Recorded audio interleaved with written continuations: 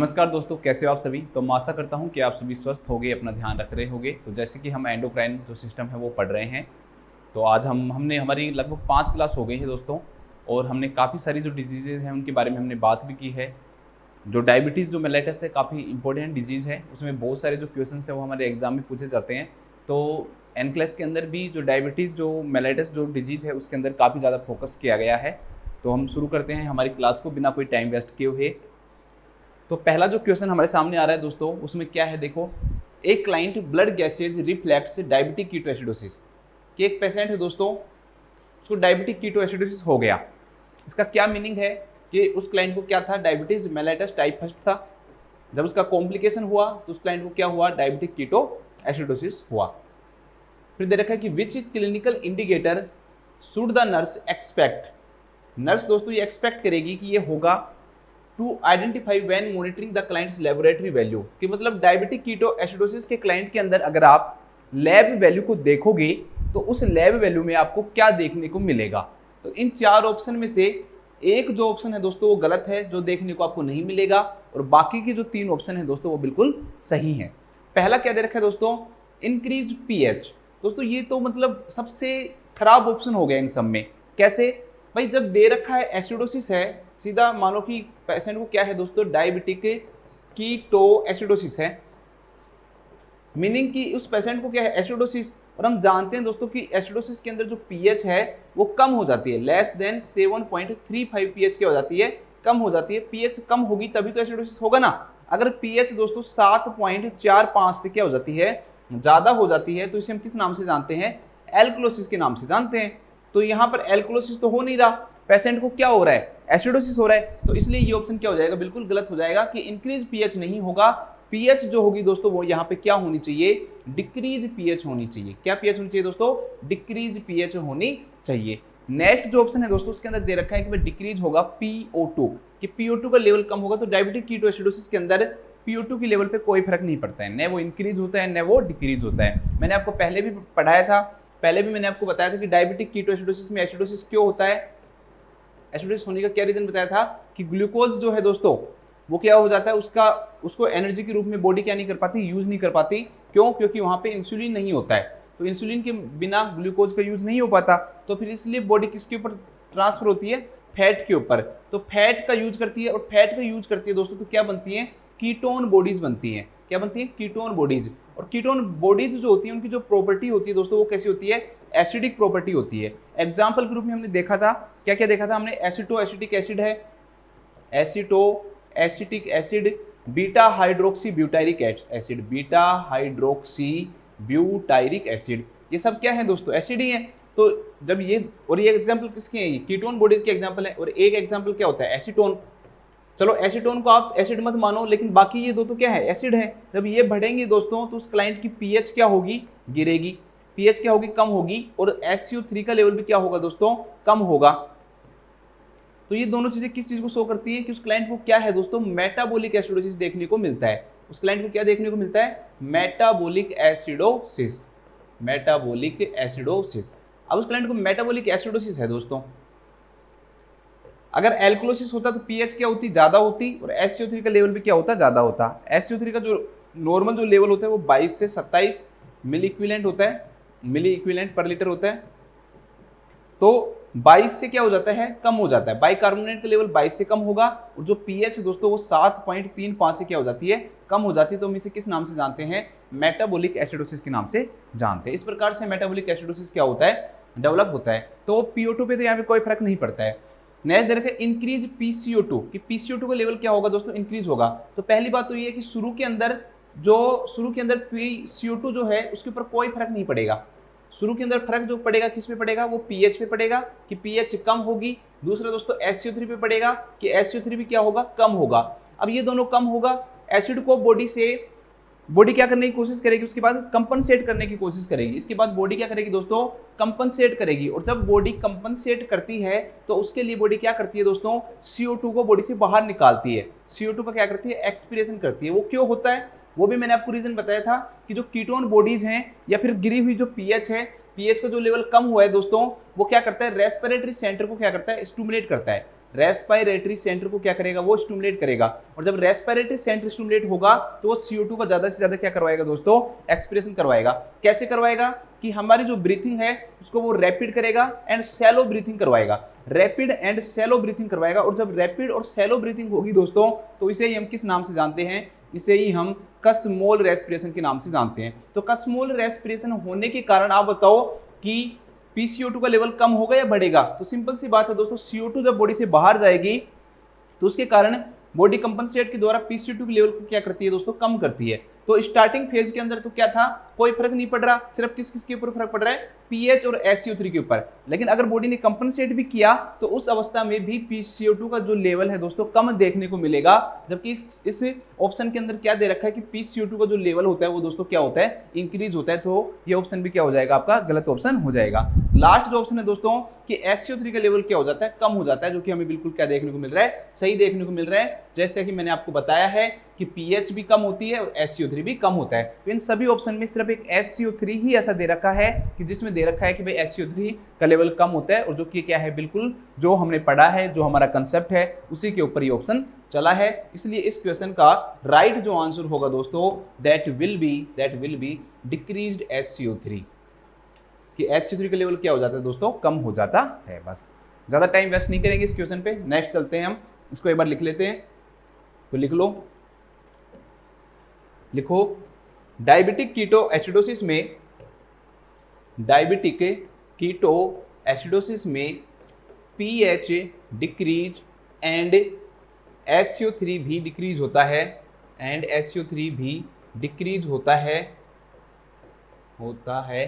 जब body compensate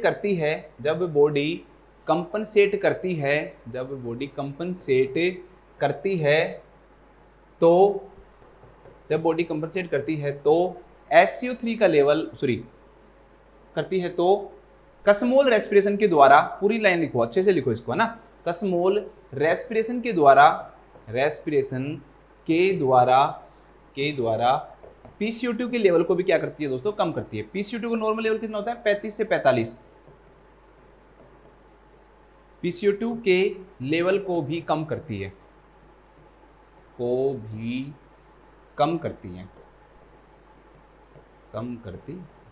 तो तीन चीज देखने को मिल रही है यहाँ पे। पहली चीज क्या देखने को मिल रही है, पीएच कम। दूसरी चीज क्या देखने को मिल रही है, SCO3 कम। और जब बॉडी कंपनसेट कर लेगी दोस्तों तो उस अवस्था में PCO2 का लेवल भी क्या हो जाएगा दोस्तों, कम हो जाएगा। तो PCO2 का लेवल भी क्या हो जाता है, कम हो जाता है। PCO2 भी क्या हो जाता है, कम हो जाता है। जबकि इस ऑप्शन में क्या दे रखा था कि PCO2 का लेवल क्या हो जाता है, इंक्रीज हो जाता है। इसलिए ये क्या हो जाएगा, गलत हो जाएगा। राइट आंसर हमारा फोर्थ जाएगा, डिक्रीज SCO3। नेक्स्ट क्वेश्चन पे चलते हैं हम। नेक्स्ट जो हमारे सामने जो क्वेश्चन दे रखा है दोस्तों, क्या है कि एक नर्स केयर कर रही है दोस्तों, किसका, एक क्लाइंट का, जिसको क्या है, टाइप 1 डायबिटीज है। उस क्लाइंट को क्या हो रहा है दोस्तों, टाइप 1 डायबिटीज है। फिर क्या देखने को मिला कि when the health care provider tries to regulate this client insulin regimen. भाई उस क्लाइंट को क्या था दोस्तों, टाइप 1 डायबिटीज मेलेटस था। अब हेल्थ केयर प्रोवाइडर मतलब डॉक्टर कोशिश कर रहा है कि भाई इंसुलिन के द्वारा उसकी डायबिटीज मेलेटस को मैं क्या करूं दोस्तों, कंट्रोल करूं। तो कंट्रोल करने के लिए हेल्थ केयर प्रोवाइडर क्या करता है, द क्लाइंट, ठीक है, इंसुलिन की रेजिमेन में चेंज करता है, मतलब इंसुलिन की डोज को क्या कर रहा है, मान लो बढ़ा रहा है, क्यों, ताकि वो क्या हो दोस्तों, वो कंट्रोल हो जाए। तो the client experiences episodes of hypoglycaemia and hyperglycaemia. तो क्लाइंट क्या होता है दोस्तों, हाइपोग्लाइसेमिया में जा रहा है और हाइपरग्लाइसेमिया में जा रहा है। कैसे, इंसुलिन की रेजिमेन तभी तो कंट्रोल कर रहा है वो देख रहा है कि भाई ज्यादा डोज दे रहा हूँ, हाइपोग्लाइसेमिया में थोड़ा सा कम करता हूँ, तो हाइपरग्लाइसेमिया में जा रहा है। तो क्लाइंट के अंदर दोनों वो आ रहे हैं दोस्तों, एक्सपीरियंस कर रहा है वो हाइपोग्लाइसेमिया हाइपरग्लाइसेमिया। लेकिन आपने क्या देखा, उसके बाद उसने कहा कि भाई इसको है ना 15 ग्राम ऑफ सिंपल शुगर क्या कर दो, प्रेस्क्राइब कर दो। तब आपको ये बताना है दोस्तों, 15 ग्राम अगर सिंपल शुगर दी जा रही है तो कौन सी कंडीशन में दी जा रही होगी, क्या वो हाइपरग्लाइसेमिया में दी जा रही होगी, या वो हाइपोग्लाइसेमिया में दी जा रही होगी, या फिर वो डायबिटिक कीटोएसिडोसिस में दी जा रही होगी। कौन सी कंडीशन के अंदर हम 15 ग्राम सिंपल शुगर देते हैं। जिस भी बच्चे ने पिछली क्लास नहीं देखी है, मैं दोबारा से कहूंगा कि एक बार जाकर दोबारा से पिछली क्लास जरूर देख ले, वो तभी उसको क्या आएगा दोस्तों, समझ में आएगा, क्योंकि मैंने पूरा हाइपोग्लाइसेमिया पिछली क्लास के अंदर अच्छे से समझा रखा है। What is the reason this is administered when a client experiencing hypoglycemia? अब इसने खुद ने ही बता दिया कि भाई क्या रीजन है कि उस क्लाइंट को हाइपोग्लाइसेमिया में हम 15 ग्राम ऑफ सिंपल शुगर देते हैं। क्या कारण है कि उस क्लाइंट को हम 15 ग्राम सिंपल शुगर हाइपोग्लाइसेमिया में देते हैं? क्यों देते हैं दोस्तों हम? तो इसमें ऑप्शन देखो, बहुत अच्छे ऑप्शन दे रखे हैं। पहला दे रखा है कि भाई इनहिबिट करता है ये ग्लाइकोजेनेसिस को। ग्लाइकोजेनेसिस क्या होता है दोस्तों? कि ग्लूकोज का ग्लाइकोजन में कन्वर्जन, ग्लाइकोजन में कन्वर्जन। अब ये ग्लूकोज को और ग्लाइकोजन में चेंज करने का काम कौन करता है दोस्तों? इंसुलिन करता है, ठीक है। अब ग्लूकोज दोस्तों ग्लाइकोजन के अंदर चेंज नहीं हो रही, मतलब इंसुलिन कम है, लेकिन इसका मतलब ये तो नहीं है ना कि आप ग्लूकोज दोगे तो वो ग्लाइकोजन में चेंज हो जाएगा। यहाँ पर ग्लूकोज दे रहे हो आप, मतलब शुगर दे रहे हो, सिंपल शुगर दे रहे हो, ग्लूकोज दे रहे हो, तो ये कह रहा है कि भाई क्योंकि ग्लाइकोजेनेसिस नहीं होने दे रहा। भाई ग्लाइकोजेनेसिस का जो डिपेंड है वो किसके ऊपर डिपेंड हो रही है? वो इंसुलिन के ऊपर डिपेंड हो रही है। ग्लाइकोजेनेसिस किसके ऊपर डिपेंड है दोस्तों? इंसुलिन के ऊपर डिपेंड है। अब यहाँ पर ये क्या बता रहा है कि भाई ये इनहिबिट कर रहा है किसको? ग्लाइकोजेनेसिस को। तो ग्लूकोज थोड़ी इनहिबिट कर रहा है, कौन कर रहा है दोस्तों? इनहिबिट करने का मतलब इंसुलिन की डोज कम होगी तो क्या होगा? वो इनहिबिट होगा। लेकिन ग्लूकोज खुद क्या कभी भी ग्लूकोज ग्लाइकोजन के कन्वर्जन को इनहिबिट कर सकता है? क्या हम उसको शुगर देंगे इससे ये होगा कि भाई ग्लाइकोजन का कन्वर्जन नहीं होगा? तो ग्लूकोज का खुद का कोई लेना देना नहीं है बेचारे का।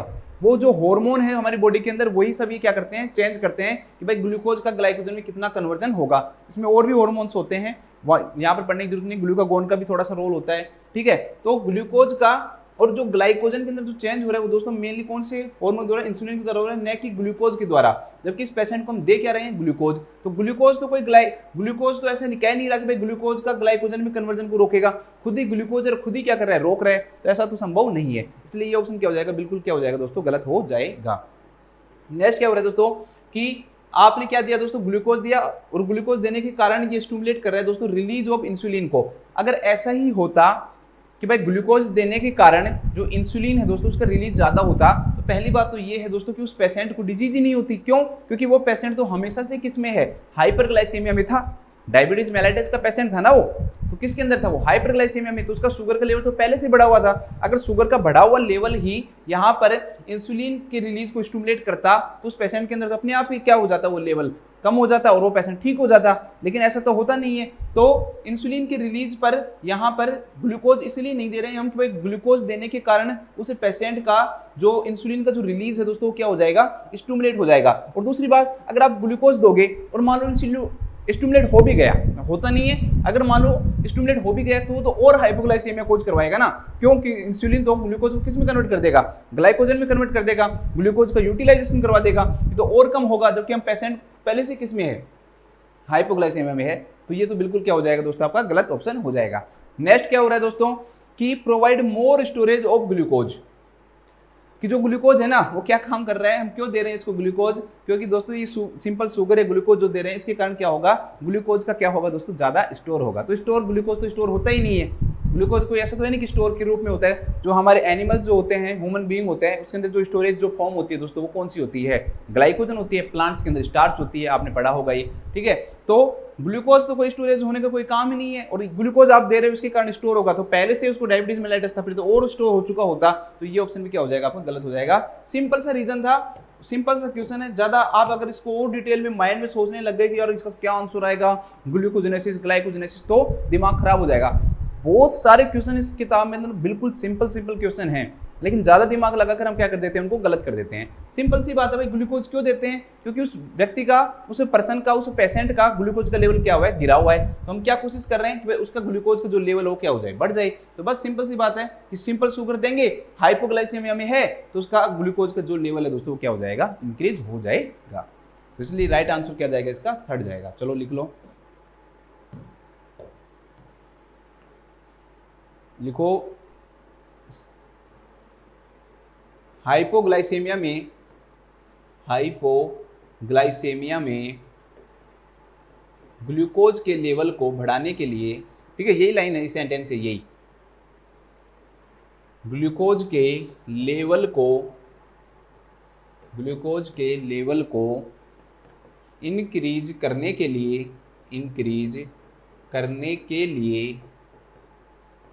के लिए 15 ग्राम सिंपल शुगर दी जाती है।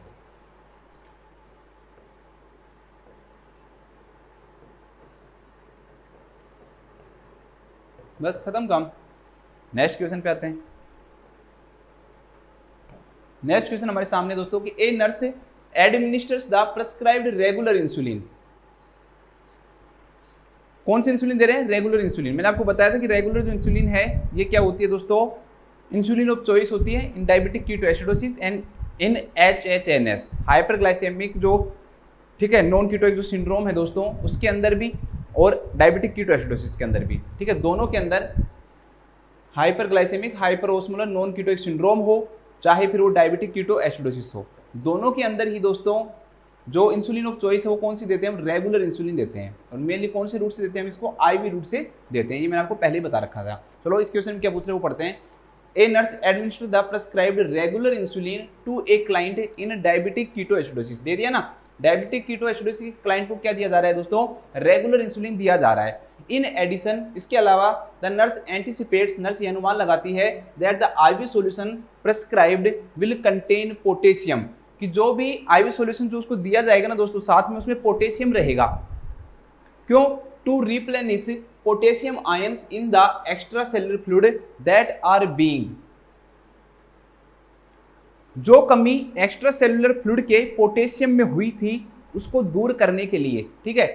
क्यों कमी हुई थी? ये जो चारों ऑप्शन है वो बता रहा है। देखो आपको मैंने सिंपल से समझा रखा था दोस्तों कि कोई भी पेशेंट है उसके अंदर क्या होता है, अगर उसके अंदर इंसुलिन है, नॉर्मल पर्सन है मान लो दोस्तों, उसके अंदर ये नॉर्मल पर्सन है, यहाँ पर ये डायबिटिक का पेशेंट है, इधर डायबिटिक का पेशेंट है, ये ब्लड वेसल्स हैं, ब्लड है, ऐसे मान लो ब्लड है, ब्लड में इंसुलिन है। नॉर्मल पर्सन है दोस्तों, उसमें क्या होगा कि इंसुलिन जो है ना इस पोटेशियम को लेके जाएगा और उसको कहाँ छोड़ेगा दोस्तों? सेल में छोड़ेगा। इसके यूटिलाइजेशन क्या करेगा? इंक्रीज करेगा। तो इस कंडीशन के कारण क्या होगा दोस्तों? जो पोटेशियम का जो लेवल है, वो पोटेशियम का जो लेवल है दोस्तों वो क्या होगा? कम होगा। इसलिए ही जो पोटेशियम है ये मेन आयन होता है सेल का। किसका होता है? सेल का होता है, क्योंकि इंसुलिन इसको कहाँ पहुंचा देता है? सेल के अंदर पहुंचा रहा है। इसका यूटिलाइजेशन किसके द्वारा करता है? सेल के अंदर ले जाकर करता है। सिंपल सी बात। तो इसलिए उस पेशेंट के अंदर पोटेशियम का यूज होगा। अब डायबिटिक पेशेंट है उसके अंदर इंसुलिन नहीं है, डायबिटिक पेशेंट के अंदर इंसुलिन नहीं है, इसलिए पोटेशियम का जो लेवल है दोस्तों वो क्या हो जाएगा? इंक्रीज हो जाएगा। पोटेशियम का लेवल क्या हो जाएगा? इंक्रीज हो जाएगा। तो इसे हम किस नाम से जानेंगे कि भाई डायबिटिक पेशेंट के अंदर क्या देखने को मिलेगा? हाइपरकैलेमिया देखने को मिलेगा। लेकिन ये ऑप्शन में यहाँ ये नहीं कह रहा है। मैंने वैसे आपको पढ़ा दिया ये मैंने आपको जब कॉम्प्लिकेशंस बताए थे ना और उसका जब ट्रीटमेंट बताया था तब मैंने आपको कहा था कि मेन फोकस हाइपरकैलेमिया पे नहीं किया जाता, हाइपोकैलेमिया पे किया जाता है जब हम क्या दे रहे होते हैं? ट्रीटमेंट दे रहे होते हैं। क्यों? हाइपरकैलेमिया को ट्रीट करने की जरूरत ही नहीं है। मान लो कि उस पेशेंट को क्या था दोस्तों? हाइपरकैलेमिया था और वो पेशेंट किसका है? डायबिटिक कीटोएसिडोसिस का पेशेंट है। अब हमने उस पेशेंट को क्या दी? इस क्वेश्चन के अकॉर्डिंग हम उस पेशेंट को दे रहे हैं दोस्तों रेगुलर इंसुलिन। रेगुलर इंसुलिन, तो ये रेगुलर जो इंसुलिन है दोस्तों, ये रेगुलर इंसुलिन क्या काम करेगा? अब पहले तो इंसुलिन था नहीं, अब हमने बाहर से इसको इंसुलिन दिया। टाइप फर्स्ट में इंसुलिन तो है ही नहीं ना, तो अब बाहर से जब हम इसको इंसुलिन देंगे तो ये इंसुलिन दोस्तों इस पोटेशियम को क्या कर देगा? ये इंसुलिन इस पोटेशियम को यहाँ से उठाकर कहाँ पहुंचा देगा? सेल के अंदर पहुंचा देगा। उसके कारण उस पेशेंट को क्या हो सकता है दोस्तों? हाइपोकैलेमिया हो सकता है। इसलिए हम ये कोशिश करते हैं कि डायबिटिक कीटोएसिडोसिस के पेशेंट के अंदर क्या नहीं हो दोस्तों? हाइपोकैलेमिया नहीं हो। तो ऐसा फ्लूइड दे सकते हैं जिस फ्लूइड के अंदर क्या हो दोस्तों? पोटेशियम हो। जिस फ्लूइड के अंदर क्या हो दोस्तों? पोटेशियम हो। क्यों? क्योंकि हम जानते हैं कि जैसे हम उसको इंसुलिन देंगे तो यहाँ पर पोटेशियम की कमी आएगी ब्लड के अंदर, एक्स्ट्रा सेलुलर फ्लूइड के अंदर, जिसके कारण उस पेशेंट को क्या होगा दोस्तों? हाइपोकैलेमिया होगा। उस पेशेंट को क्या हो जाएगा? हाइपोकैलेमिया हो जाएगा। इस क्वेश्चन में भी ये सेम बात कह रहा है। दोबारा से पढ़ो एक बार इसको, है ना। मुझे पता है थोड़ा सा टफ लग रहा होगा आपको, एक्सक्यूज मी, एक मिनट।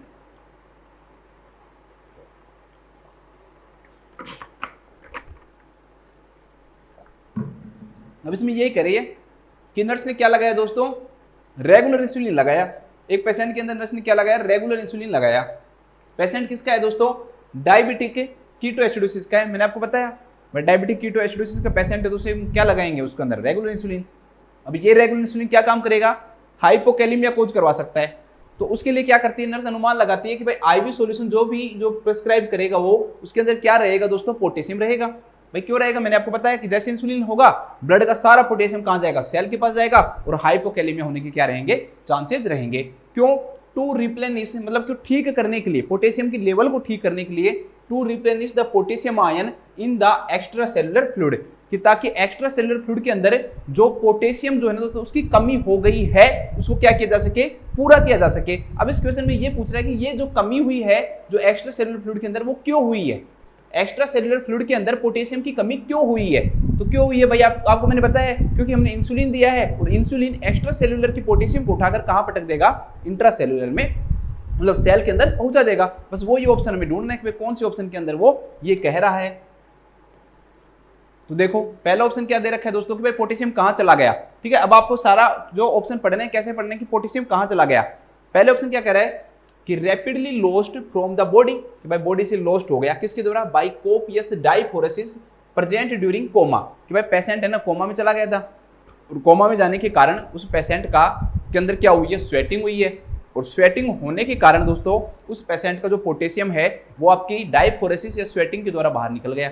मैंने आपको ऐसा बताया क्या कि भाई एक्स्ट्रा सेलुलर फ्लूइड पोटेशियम जो एक्स्ट्रा सेलुलर फ्लूइड के अंदर जो पोटेशियम है वो स्वेटिंग के कारण बाहर निकलता है। मैंने आपको बताया ऐसा कभी भी नहीं। उसका रीजन मैंने आपको क्या बताया कि इंसुलिन उसको सेल के अंदर भेज देता है, इसके कारण कमी हो जाती है। तो ये तो बिल्कुल गलत ऑप्शन हो गया कि ऐसा नहीं होता, डायफोरेसिस के द्वारा यहाँ पर पोटेशियम का लॉस नहीं होता है। ठीक है, नेक्स्ट, कैरिड विद ग्लूकोज, कि ग्लूकोज के साथ चला जाता है potassium two the kidneys.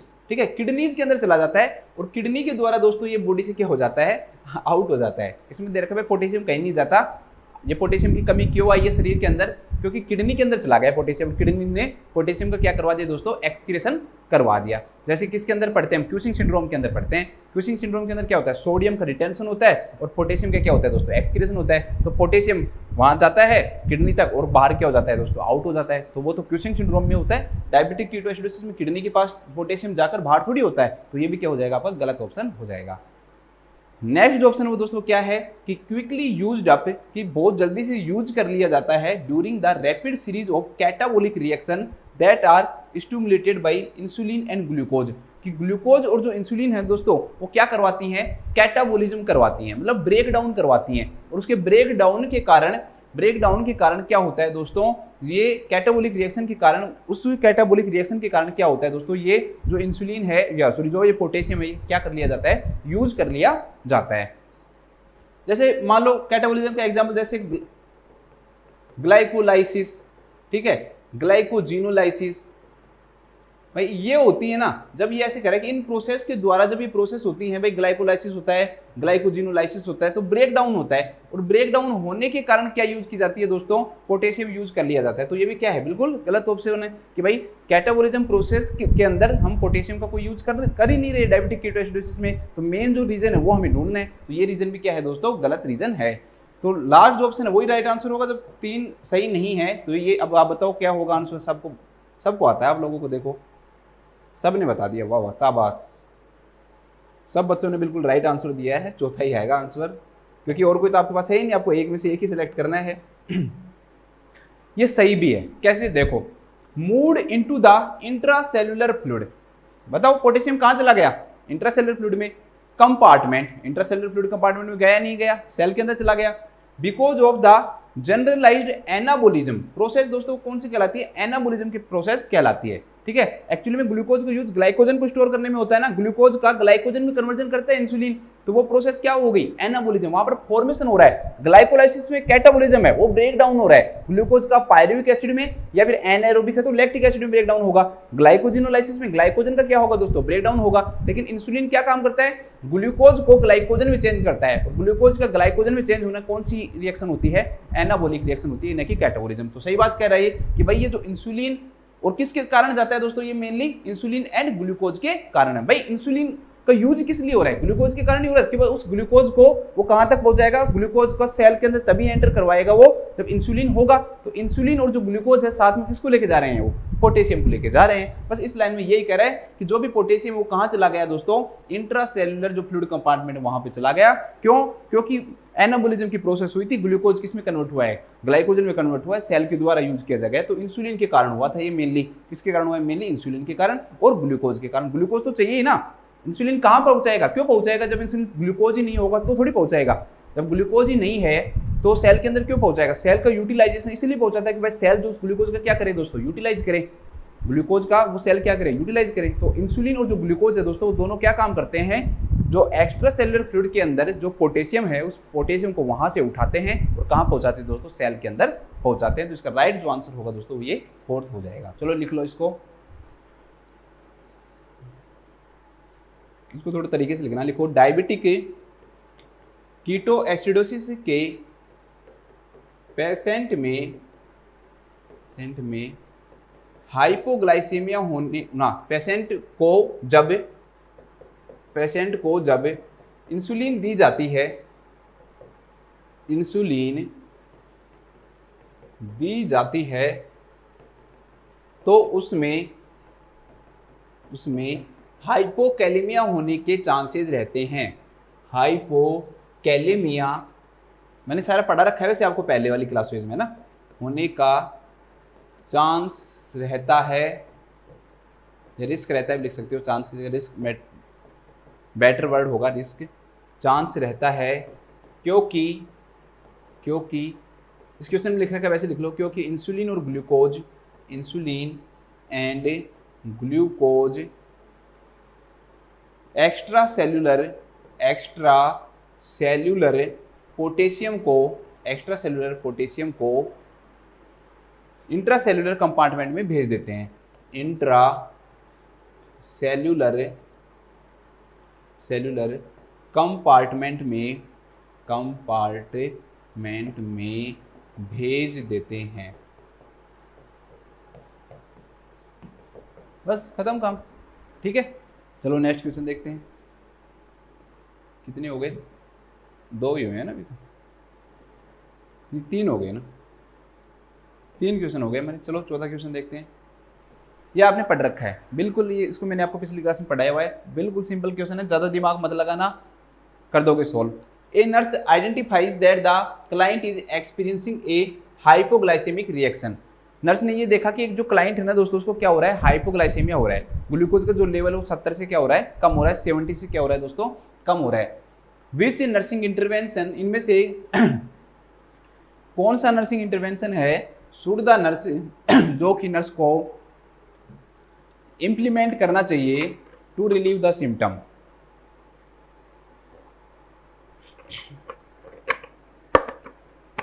That are associated with this reaction. मतलब भाई सिंपल सी बात ये है कि नर्स क्या काम करेगी, अगर कोई भी पेशेंट दोस्तों हाइपोग्लाइसेमिया में चला गया ना, तो नर्स क्या काम करेगी, बिल्कुल अच्छे से मैंने आपको पढ़ाया हुआ है दोस्तों, कि अगर पेशेंट कॉन्शियस है तो हम क्या करेंगे, अगर पेशेंट अनकॉन्शियस है तब हम क्या करेंगे, मैंने आपको बिल्कुल अच्छे से पढ़ाया हुआ है। अब बता दो, पहला दे रखा है दोस्तों गिविंग, चलो ये बाद में बात करेंगे। Second, administrating the 5% dextrose solution, कि कोई भी पेशेंट दोस्तों हाइपोग्लाइसेमिया में जाएगा तो आप उसे क्या दोगे, 5% डेक्सट्रोज दोगे। 5% डेक्सट्रोज से कभी भी पेशेंट का जो ग्लूकोज का लेवल हो इतना नहीं बढ़ पाएगा, हाइपोग्लाइसेमिया से वो नॉर्मल में नहीं आ पाएगा। हाँ थोड़ा बहुत इंक्रीज होगा मानता हूं मैं, लेकिन 5% डेक्सट्रोज से नहीं होगा दोस्तों। हम उसे कितना डेक्सट्रोज देते हैं, 50% डेक्सट्रोज देते हैं उसे। हम कितना डेक्सट्रोज देते हैं, 50% डेक्सट्रोज हम उसको देते हैं, 50% डेक्सट्रोज हम उसको 50% डेक्सट्रोज देंगे हम उसे। और यहाँ पर कितना लिखा हुआ है, 5%, तो ये गलत हो गया। नेक्स्ट क्या देखो, with holding A subsequent dose of insulin. देखो ये ऑप्शन बहुत अच्छा है इसमें, कि आप क्या कर लो दोस्तों, नेक्स्ट डोज मत दो इंसुलिन की, उसको विद होल्ड करो। विद होल्ड करने के कारण क्या कोई पेशेंट ठीक हो सकता है क्या, बस मुझे तो ये बता दो कि भाई कोई पेशेंट है ना हाइपोग्लाइसेमिया में जा रहा है और आप उसको इंसुलिन, वो आपको कहेगा कि मतलब उसके अटेंडर आपके पास भागे भागे आएंगे कि देखिए मेरे पेशेंट के अंदर किस प्रकार से हो रहा है, पसीने से आ रहे हैं, भूख लग रही है, नर्वसनेस हो रही है, ठीक है, डायफोरेसिस हो रहा है, फिर आगे और देगा थोड़ा सा और बढ़ेगा हाइपोग्लाइसेमिया, तो वो कहेगा कि क्या हो गया दोस्तों, स्लड स्पीच हो गया है, विजन ब्लड हो गया है, फिर हेडेक होने लग गया है, और ज़्यादा होगा, डिसओरिएंटेड हो गया है वो बिल्कुल ही, ठीक है, उसको सीजर आने लग गई, तो आप उसको ये कहोगे ऐसे खड़े होके, कोई बात नहीं मैं अब की बार आपको इंसुलिन की डोज नहीं दूंगी। अरे भाई आप उसको ठीक करोगे या ये कहोगे कि नहीं ठीक है इंसुलिन की डोज नहीं दूंगी मैं अब की बार। सबसे पहला काम ये है, चलो इंसुलिन की डोज नहीं दोगे वो ठीक है, लेकिन यहाँ पर पेशेंट का ट्रीटमेंट पहला काम है ना, कि पेशेंट को ठीक तो करेंगे ना हम ये तो पेशेंट को ठीक करना जरूरी है ना। उस दौरान इंसुलिन की डोज नहीं दोगे तो उससे क्या नॉर्मल लेवल आ जाएगा उसका, कि भाई वो थोड़ी देर बाद सीजर में आ गया, उसकी डेथ हो गई, उसके बाद में फिर वो डोज नहीं दी उसने तो वापस से नॉर्मल लेवल आ जाएगा और वो ठीक खड़ा हो जाएगा। ऐसा तो नहीं होगा ना, क्यों, क्योंकि पेशेंट के सिर्फ डोज कम करने से, सिर्फ दोस्तों डोज कम करने से उसका जो ग्लूकोज का लेवल बढ़ जाएगा, ये तो क्या है पॉसिबल नहीं है। और हमें उसको ग्लूकोज के लेवल को बढ़ाना है तो उसके लिए हम उसे कुछ चीज़ देंगे ना, सिर्फ रोकने से थोड़ी ग्लूकोज का लेवल बढ़ जाएगा, इसलिए ये ऑप्शन क्या हो जाएगा, गलत हो जाएगा। बच्चे इसमें बहुत कंफ्यूज होते हैं इस ऑप्शन के अंदर। नेक्स्ट क्या दे रखा है दोस्तों, प्रोवाइडिंग ए स्नैक ऑफ चीज एंड ड्राई क्रैकर्स। चीज और जो ड्राई क्रैकर्स है ना वो दो आप उनको। दोस्तों चीज दो या ड्राई क्रैकर्स दो, इनके अंदर कॉम्प्लेक्स कार्बोहाइड्रेट होते हैं या फिर प्रोटीन होती है। कॉम्प्लेक्स कार्बोहाइड्रेट नहीं देते हम, मैंने आपको पहले भी पढ़ाया, हम क्या देते हैं, सिंपल शुगर देते हैं, ठीक है। या फिर इनके अंदर क्या होगी दोस्तों, प्रोटीन होगी। तो प्रोटीन तो वैसे भी कोई फायदा नहीं है, यहाँ पे तो सिंपल शुगर देना है। और कॉम्प्लेक्स कार्बोहाइड्रेट काफी ज्यादा टाइम लेंगे टूटने में, कि वो ग्लूकोज में टूटेंगे फिर वो एनर्जी देंगे, और पेशेंट हाइपोग्लाइसेमिया में जा रहे हैं, इमरजेंसी की कंडीशन हो रही है, तो उस कंडीशन के अंदर आप ये चीजें नहीं दोगे। इनसे कोई भी चीज ठीक नहीं हो सकता है कि भाई आप चीज देने से इससे ठीक हो जाएगा, इतना ठीक नहीं हो पाएगा, क्योंकि कार्बोहाइड्रेट सिंपल शुगर देते हैं, न कि कॉम्प्लेक्स। तो जो राइट आंसर क्या होगा बताओ, शाबाश, सबका सही है, वेरी गुड, सब बच्चों का सही है। Giving 4 ounce of the fruit juice, हम उसको 4 आउंस क्या देंगे दोस्तों, फ्रूट जूस देंगे। मैंने आपको पहले भी अच्छे से समझाया हुआ है कि हम क्या क्या चीजें दे सकते हैं। तो लिखो, हाइपोग्लाइसेमिया के पेशेंट को, हाइपोग्लाइसेमिया के पेशेंट को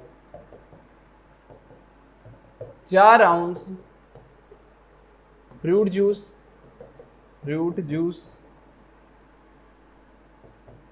या हो सकता है अगले ऑप्शन में ये नहीं लिखा है, क्या देंगे हम उसको, 4 टीस्पून शुगर या फिर 4 क्यूब ऑफ शुगर क्यूब लिख लो, क्यूब ऑफ शुगर नहीं, शुगर क्यूब, 4 शुगर क्यूब देंगे। या फिर हम क्या देंगे दोस्तों उसको, 1 टेबल स्पून हनी भी दे सकते हैं। 1 टेबल स्पून है, यहाँ पे टी स्पून नहीं है, टेबल स्पून हनी देंगे, हनी देते हैं। आगे लेकिन अगर अनकॉन्शियस है तो हम उसको 50% डेक्सट्रोज देंगे।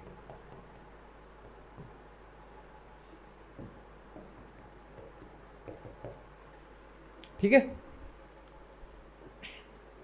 चलो नेक्स्ट देखो, 25 से 50 ml ऑफ 50% डेक्सट्रोज दिया जाता है। नेक्स्ट क्वेश्चन देखते हैं। नेक्स्ट क्वेश्चन क्या है, a nurse working in the diabetes clinic, एक नर्स है दोस्तों, कहाँ पर काम करती है, डायबिटीज क्लिनिक में काम करती है। Is evaluating a client success with managing the medical regimen. Medical regimen का मतलब क्या है दोस्तों, उसको दवाइयाँ दी जा रही हैं, ठीक है, कि भाई वो क्लाइंट ठीक है या नहीं। अब दवाइयाँ मतलब टाइप 1 डायबिटीज है, तो टाइप 1 डायबिटीज के पेशेंट को हम मेनली क्या देंगे, मेडिकल रेजिमेन में इंसुलिन देंगे। तो नर्स काम कर रही है डायबिटीज क्लिनिक में और ये देख रही है कि भाई जो क्लाइंट है ना, वो उसको जो ट्रीटमेंट दिया जा रहा है उसके द्वारा वो ठीक हो रहा है या नहीं हो रहा, ठीक है। इसलिए मीनिंग का इस लाइन का, इस सेंटेंस का यही तो मीनिंग हुआ ना कि भाई जो क्लाइंट है वो सक्सेस हो, हम उसको, उसका शुगर जो लेवल है दोस्तों उसको मैनेज कर पा रहे हैं या नहीं कर पा रहे हैं, किसके द्वारा, मेडिकल रेजिमेन के द्वारा। तो which is the best indication that a client with type 1 diabetes is successfully managing the disease. Simple सी बात, बस आपको ये बतानी है कि इन 4 ऑप्शन में से कौन सा ऐसा ऑप्शन है जो ये बता रहा है कि भाई उस क्लाइंट को जो हम ट्रीटमेंट दे रहे हैं, उस क्लाइंट को उस ट्रीटमेंट देने के कारण उसको क्या हो रहा है, फायदा हो रहा है और वो ठीक हो रहा है। मतलब कि उसका ग्लूकोज लेवल जो है दोस्तों वो क्या हो रहा है, बिल्कुल उस लेवल पे है जो हम चाहते हैं। अब आपको मैं एक इंटरेस्टिंग चीज बताता हूं, हमने दोस्तों HbA1c पढ़ा था। देखो आपको एक इंटरेस्टिंग चीज बताता हूं दोस्तों मैं, आप सोचो सर क्या बता रहे हो, ये HbA1c पढ़ा था मैंने, आपको क्या बताया था दोस्तों, लेवल जो है वो 5.7 से क्या रहता है, कम रहता है, ठीक है। फिर इसके बाद मैंने आपको फास्टिंग ब्लड ग्लूकोज लेवल बताया था कि 100 से और 125 होता है। और उसके बाद मैंने आपको पोस्ट प्रेंडियल RBS बताया था कि लेस देन 140 होता है, ये बताया था मैंने आपको। लेकिन फिर भी हमारा गोल ऑफ ट्रीटमेंट इतने लाने पे नहीं रहता है, हम इतना तो ला ही नहीं पाएंगे कभी भी। कोई भी डायबिटिक जो पेशेंट है दोस्तों उसके अंदर हम इतना HbA1c नहीं ला पाएंगे कि 5.7 से ही कम आ जाएगा। वो तो नॉर्मल पर्सन के अंदर आता है और उसके अंदर तो डायबिटीज एक बार क्या हो चुकी है, डेवलप हो चुकी है। अब ये लेवल प्री डायबिटीज के अंदर ला सकते हैं, लेकिन अगर डायबिटिक हो गया फिर ये नहीं। तो क्या गोल ऑफ ट्रीटमेंट रहता है आपका, हम कोशिश बस इतनी करते हैं कि उसका HbA1c, ये हमारे गोल होते हैं, ठीक है, गोल ऑफ ट्रीटमेंट हमारा ये गोल होता है कि हम उसका HbA1c 7 से कम ले आए। हम क्या कोशिश करते हैं कि 7 से कम ले आए, बहुत है। अगर आप इतना ले आते हो तो बहुत है। फास्टिंग ब्लड शुगर जो लेवल है ना, हम कोशिश करते हैं उसका कि 80 से और 130 तक ले आए, ठीक है यार, मैंने फास्टिंग में मतलब प्री डायबिटीज़ का लिख दिया ना ये। आप 70 से 99 लिखो ना इसको, 70 से 99 लिखो, 70 to 99 लिखो ना इसको। तो कितना लाए हम, 80 से 130 तक। अब देखो यहाँ पर 99 ही है और यहाँ पर हम 130 तक ला सकते हैं। कितना ला सकते हैं, 130 तक हम इसको ला सकते हैं। अब पोस्ट प्रेंडियल जो है ना दोस्तों, वो 140 तक ठीक है, लेकिन हम कोशिश करेंगे कि पोस्ट प्रेंडियल या फिर जो आरबीएस है वो कितना रखें हम, 180 mg पर डीएल से क्या रखें दोस्तों, हम कम रखें। ठीक है, तो फास्टिंग जहाँ 70 से 99 था, हमें पता है कि इतना नहीं ला पाएंगे हम। और दूसरी बात, आपको एक बात और बताऊं मैं, अगर आप डायबिटिक पेशेंट के अंदर 70 ले आए, 80 ले आए ना, तो उस पेशेंट के अंदर वैसे भी हाइपोग्लाइसीमिया में जाने की रिस्क बढ़ जाएंगे। डायबिटीज पेशेंट तो दोनों तरफ से मर रहा है, ऊपर जा रहा है हाइपरग्लाइसीमिया में मर रहा है, और अगर कम हो रहा है तो हाइपोग्लाइसीमिया में मर रहा है। तो इसलिए हम कोशिश करते हैं कि कितना लेवल पे रखें उसको, 70 के लेवल पे रखना रिस्की होता है थोड़ा। ठीक है, 70 से 80 के बीच का जो लेवल है वो थोड़ा रिस्की होता है, तो हम कोशिश करते हैं कि उस पेशेंट को 80 से और 130 तक हम उसका लेवल रखें। और जो पोस्ट प्रेंडियल जो है दोस्तों, 140 से क्या होना चाहिए, कम होना चाहिए।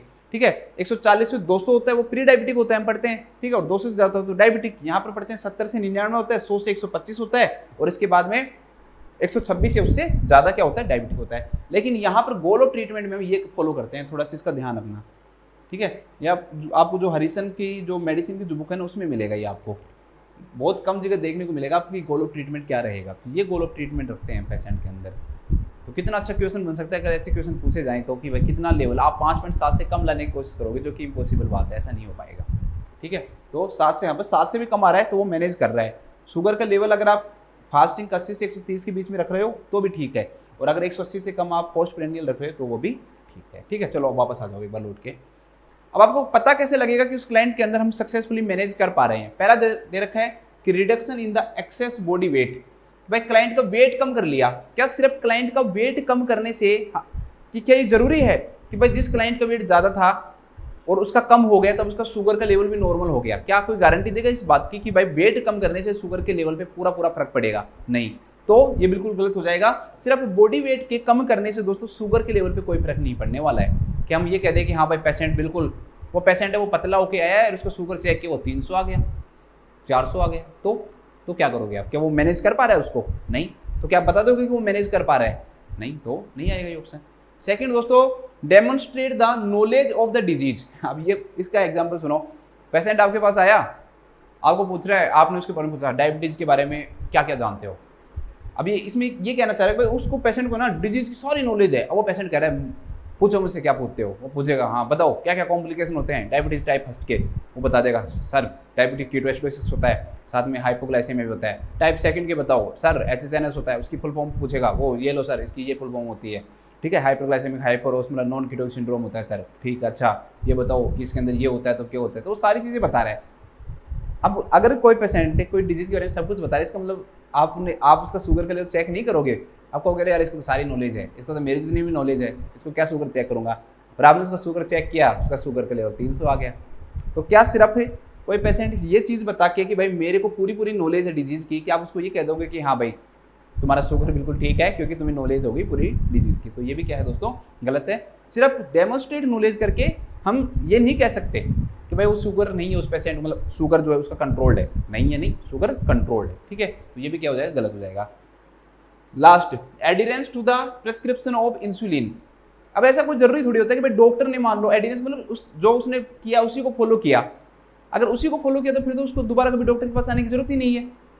इस लाइन का क्या मतलब कह रहा है कि भाई डॉक्टर ने लिख दिया कि भाई आपको सुबह इतनी यूनिट इंसुलिन लेनी है, शाम को ये लेनी है, सोते टाइम ये यूनिट आपको इंसुलिन लेनी है। ठीक है, और वो कह रहा है सर मैंने पूरा फॉलो कर लिया, तो इसका मतलब ये है कि उसका डायबिटीज कंट्रोल हो गया। आप कह दोगे कि कंट्रोल हो गया? नहीं, कई बार हो सकता है इंसुलिन की डोज बढ़ाने की जरूरत पड़ जाए, या हो सकता है इंसुलिन की डोज कम करने की जरूरत पड़ जाए।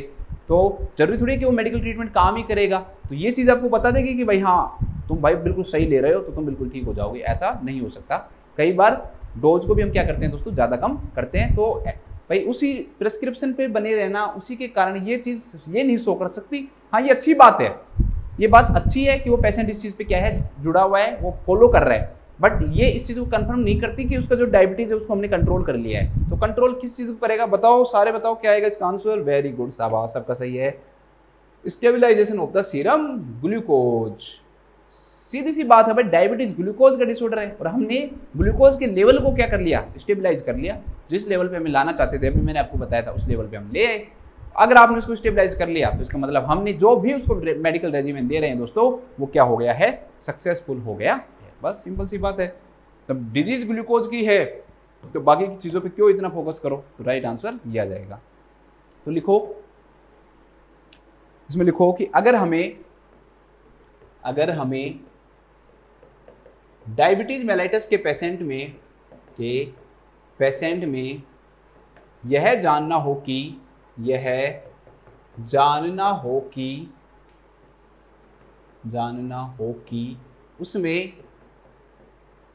उसमें मेडिकल ट्रीटमेंट सही से काम कर रहा है या नहीं कर रहा, सही से काम कर रहा है या नहीं कर रहा, तो हमें उसका ब्लड ग्लूकोज लेवल देखना चाहिए, ब्लड ग्लूकोज लेवल असेस करना चाहिए। आगे लिख लो एक लाइन और, स्टेबलाइजेशन ऑफ। अब एक बात और बता देता हूँ, ऐसे नहीं है कि आपने चेक किया तो इसका मतलब भी वो स्टेबलाइज है। एक बार चेक करने से नहीं होगा, वो पूरा चार्ट लेके आएगा आपके सामने और वो ये देखेगा कि भाई हाँ प्रीवियस में सब में ब्लड ग्लूकोज जो लेवल है दोस्तों वो क्या आ रहा है, बिल्कुल नॉर्मल लिमिट के अंदर आ रहा है जो हम चाह रहे हैं, तभी माना जाएगा। ऐसे नहीं कि आपने एक बार ग्लूकोमीटर से किया, चेक किया, भाई ठीक है तुम्हें कोई प्रॉब्लम ही नहीं है, मस्त रहो, खाओ पियो, ऐसा करो, ऐसा नहीं है। हमें कई दिनों की हिस्ट्री देखनी पड़ेगी कि लगातार कंटिन्यूसली जो ग्लूकोज के लेवल है वो स्टेबलाइज हो रहा है या नहीं हो रहा, तो ये भी ध्यान रखना। तो हमें इसको ब्लड ग्लूकोज लेवल असेस करना चाहिए। स्टेबलाइजेशन ऑफ ब्लड ग्लूकोज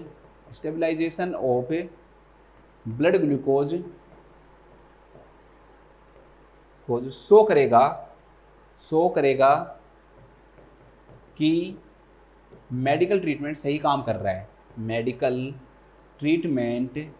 सही काम कर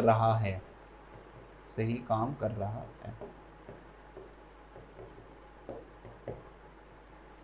ठीक है, नेक्स्ट लिख लो। चलो एक बार अगर आप लिखना चाहते हो तो लिख लो। नेक्स्ट देखते हैं। नेक्स्ट क्वेश्चन बहुत अच्छा क्वेश्चन है और इसमें गलती होने की बहुत ज़्यादा चांसेस होते हैं। एक client with type first diabetes mellitus, एक क्लाइंट है दोस्तों, उसको कौन सी डायबिटीज मेलाइटस है, टाइप फर्स्ट डायबिटीज मेलाइटस है उस क्लाइंट को। थोड़ा सा जूम कर देता हूँ आप लोगों के लिए थोड़ा सा सही दिखे। एक क्लाइंट है दोस्तों, उसको type first diabetes mellitus has a finger stick glucose level. हमने उसका ग्लूकोज लेवल देखा ग्लूकोमीटर के द्वारा फिंगर स्टिक से, तो उसका ग्लूकोज का जो लेवल आया वो 258 आया बैड टाइम पे। ठीक है, a prescription for sliding scale regular insulin exist,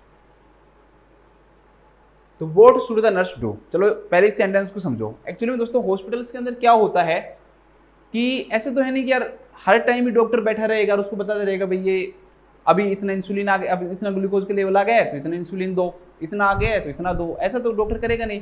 तो हॉस्पिटल्स के अंदर डॉक्टर्स क्या काम करते हैं, स्लाइडिंग स्केल बना देते हैं। क्या बना देते हैं, स्लाइडिंग स्केल्स बना देते हैं।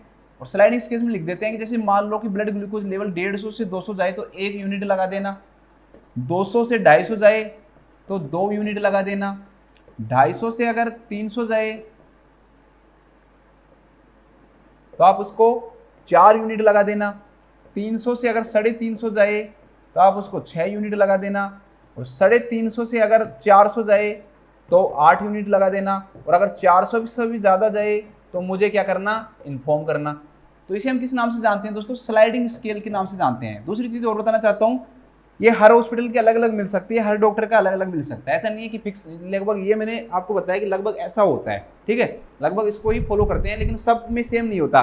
कई जगह ऐसे भी होता है कि 150 से 200 मतलब लगाओ 0 भी रहेगा, और 200 से 250 होगा तो 1 यूनिट भी लगवा सकते हैं, 250 से 300 के अंदर आपको 3 यूनिट भी लगवा सकते हैं। ठीक है, तो ये एक यूनिफॉर्म नहीं है, कोई भी स्लाइडिंग स्केल यूनिफॉर्म नहीं है कि भाई ये स्लाइडिंग स्केल है इसे यूज करो, ये जरूर ध्यान रखना।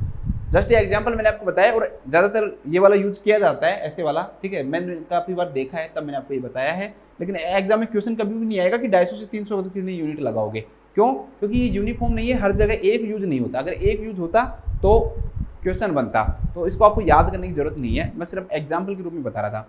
अब उसमें क्या कह रहा है दोस्तों कि भाई उस पेशेंट का ब्लड ग्लूकोज लेवल है ना 258 आ गया, मतलब यहाँ से यहाँ के बीच में आ गया 258 ब्लड ग्लूकोज लेवल आ गया।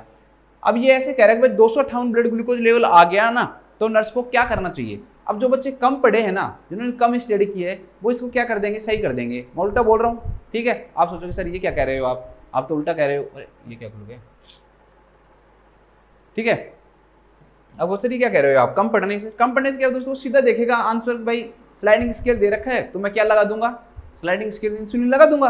सीधी सी बात है ना, उसमें लिखा हुआ है स्लाइडिंग जो स्केल है। लेकिन जो ज़्यादा पढ़ा हुआ है ना, वो क्या सोचेगा, जिसने ज़्यादा स्टडी की है वो क्या सोचेगा इस क्वेश्चन में, वो ये सोचेगा कि यार इस पेशेंट का ब्लड ग्लूकोज लेवल 258 आ गया, और अवधेश सर ने बताया था कि डायबिटिक कीटोएसिडोसिस के अंदर ब्लड ग्लूकोज लेवल 250 से ज़्यादा जाता है।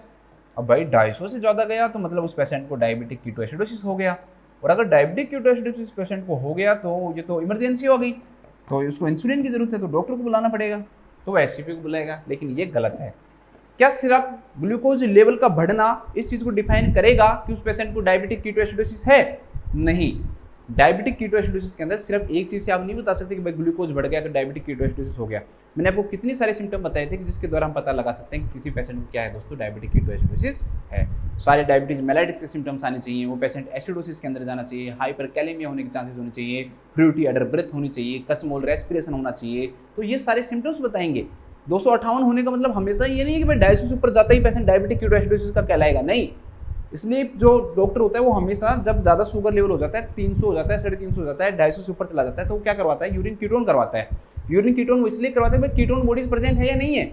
अगर कीटोन बॉडीज जीरो आ गई ना, नील आ गई, मतलब कीटोन बॉडीज उसके अंदर नहीं है, तो दोस्तों इसका मतलब ये है कि आपको उस पेशेंट को डायबिटिक कीटोएसिडोसिस नहीं है, और सिर्फ आप उसको डायबिटीज मेलाइटिस का पेशेंट समझकर ही उसका क्या करोगे, आप ट्रीटमेंट करोगे।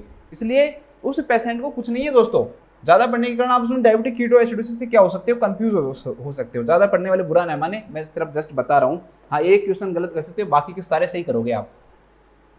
तो 258 हो गया, तो सिंपल सी बात है, अगर आपको स्लाइडिंग स्केल दे रखा है और 258 है, बाकी के कोई सिम्टम दे नहीं रखे, तो लगा दो इंसुलिन भाई। इंसुलिन उसमें लिख रखा है भाई स्लाइडिंग स्केल में इतने इंसुलिन लगाना है, तो हमें लगाना है, क्योंकि बाकी की सिम्टम हमारे इस क्वेश्चन में हमें कोई चीज़ शो नहीं कर रखी कि उस पेशेंट को क्या है दोस्तों, डायबिटिक कीटोएसिडोसिस है। अब उसमें ये दे रखा है कि भाई उसको कौन सा इंसुलिन लगा जाए, रेगुलर इंसुलिन, ठीक है। रेगुलर इंसुलिन लिख के गए डॉक्टर, स्लाइडिंग स्केल से हम दे देंगे। तो इसमें ऑप्शन में क्या करना है आपको, call the health care provider. क्यों कॉल करेंगे, सिर्फ डायबिटीज मेलाइटिस तो है ना, उसको डायबिटिक कीटोएसिडोसिस थोड़ी उसको कॉल करना पड़ेगा, तो गलत। नेक्स्ट दोस्तों, encourage the intake of fluid, कि भाई आप ज़्यादा फ्लूइड लो, आप ठीक हो जाओगे। तो सिर्फ फ्लूइड लेने के कारण शुगर का लेवल थोड़ी कम होगा, हमें तो भाई जो स्लाइडिंग स्केल दे रखा है उसके अनुसार क्या लगाना पड़ेगा, इंसुलिन लगाना पड़ेगा। तो अलोन जो अकेला सिर्फ फ्लूइड कुछ नहीं कर पाएगा, तो ये भी क्या हो जाएगा दोस्तों, गलत हो जाएगा। नेक्स्ट क्या है दोस्तों, बस give the client A half cup of orange juice, ठीक है। ये तो और भी ज़्यादा जो बिल्कुल ही नहीं पढ़ता, जो जीरो पढ़ता है ना, वो इस क्वेश्चन का इस ऑप्शन को करके आएगा। क्या भाई, उस पेशेंट को पहले से शुगर 258 है और आप उसको फिर दोस्तों क्या दे रहे हो, half cup of orange juice दे रहे हो। हाइपोग्लाइसेमिया में थोड़ी है वो पेशेंट, अगर आपने ये दे दिया तो उसका शुगर का लेवल और ज़्यादा क्या करेगा, हाइक करेगा, और ज़्यादा बढ़ेगा, ठीक है। तो ये भी गलत हो गया। तो राइट आंसर क्या होगा इस क्वेश्चन का, administer the insulin as prescribe, कि जो इंसुलिन हमें दिया गया है दोस्तों, प्रिस्क्राइब किया गया है, हम उसको क्या कर देंगे, एडमिनिस्टर कर देंगे, बस सिंपल सी बात। तो लिखो, इसमें लिख लो, लिखो अगर, अरे यार क्या चल जाता है, लिखो अगर डायबिटीज मेलाइटस के पेशेंट में ब्लड शुगर लेवल बढ़ता है, ब्लड शुगर लेवल इंक्रीज होता है तथा उसमें, ये लाइन लिखवाऊंगा मैं, उसमें डायबिटिक कीटोएसिडोसिस के कोई सिम्टम प्रेजेंट नहीं है, कि कोई सिम्टम्स प्रेजेंट नहीं है, कोई सिम्टम्स प्रेजेंट नहीं है, तो और हमें स्लाइडिंग स्केल के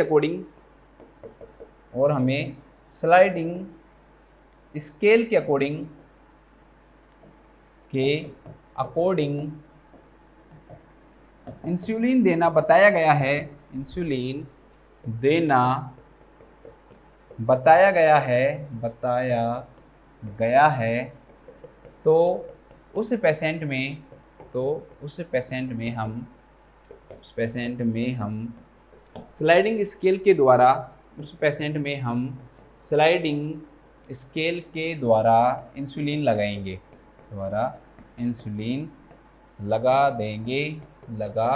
देंगे। बस सिंपल सी बात है। इसके बाद हम नेक्स्ट क्वेश्चन देखते हैं।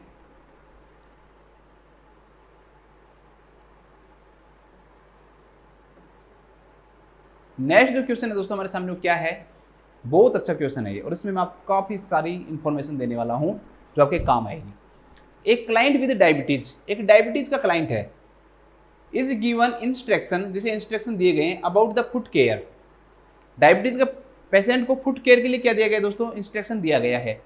तो the nurse determine that the instructions are understood when the client state I will. भाई नर्स ये कब मानेगी कि वो क्लाइंट जो उसको जो इंस्ट्रक्शन फुट केयर के बारे में दिया गया था कि भाई आपको अपने पैर की केयर इस प्रकार से करनी है, वो क्लाइंट कौन सी बात बताए कि जब आपको ये समझ में आ जाएगा कि हाँ भाई क्लाइंट क्या कह रहा है, बिल्कुल सही बात कह रहा है। तो ये तो बाद में समझेंगे, पहले तो इस फुट केयर दे क्यों रहा है, फुट केयर के बारे में नर्स उसको बता क्यों रही है कि भाई फुट केयर क्यों करते हैं, ये भी तो जरूरी है ना समझना। तो उसको समझते हैं पहले हम, तो समझो। अगर हम कॉम्प्लिकेशंस ऑफ डायबिटीज मेलाइटिस की बात करें, कॉम्प्लिकेशंस ऑफ डायबिटीज मेलाइटिस की बात करें तो दो प्रकार के कॉम्प्लिकेशन होते हैं। एक एक्यूट कॉम्प्लिकेशंस होते हैं और एक क्या होते हैं दोस्तों, क्रोनिक कॉम्प्लिकेशंस होते हैं। एक्यूट का मतलब जब डेवलप होते हैं, जैसे शुगर का लेवल बढ़ा जल्दी से डेवलप होने लग जाता है, ठीक है। क्रोनिक का मतलब धीरे धीरे साल लेते हैं, 5 साल 10 साल 15 से 20 साल, ऐसे क्या कहलाते हैं दोस्तों, क्रोनिक कहलाते हैं। एक्यूट जो कॉम्प्लिकेशन है दोस्तों उनके अंदर आते हैं आपके डायबिटिक कीटोएसिडोसिस, HHNS और हाइपोग्लाइसेमिया। हाइपोग्लाइसेमिया भी ध्यान रखना, किसी भी पेशेंट में हाइपोग्लाइसेमिया भी हो सकता है, मैंने आपको पढ़ा दिया है ये। तो डायबिटिक कीटोएसिडोसिस, HHNS और हाइपोग्लाइसेमिया, ये तीनों क्या है दोस्तों, एक्यूट हैं। क्रोनिक मतलब आराम से डेवलप होंगे ग्रेजुअली। तो ये 3 प्रकार के होते हैं। पहला जो होता है दोस्तों वो होता है मैक्रोवेस्क्यूलर, एक होता है दोस्तों माइक्रोवेस्क्यूलर,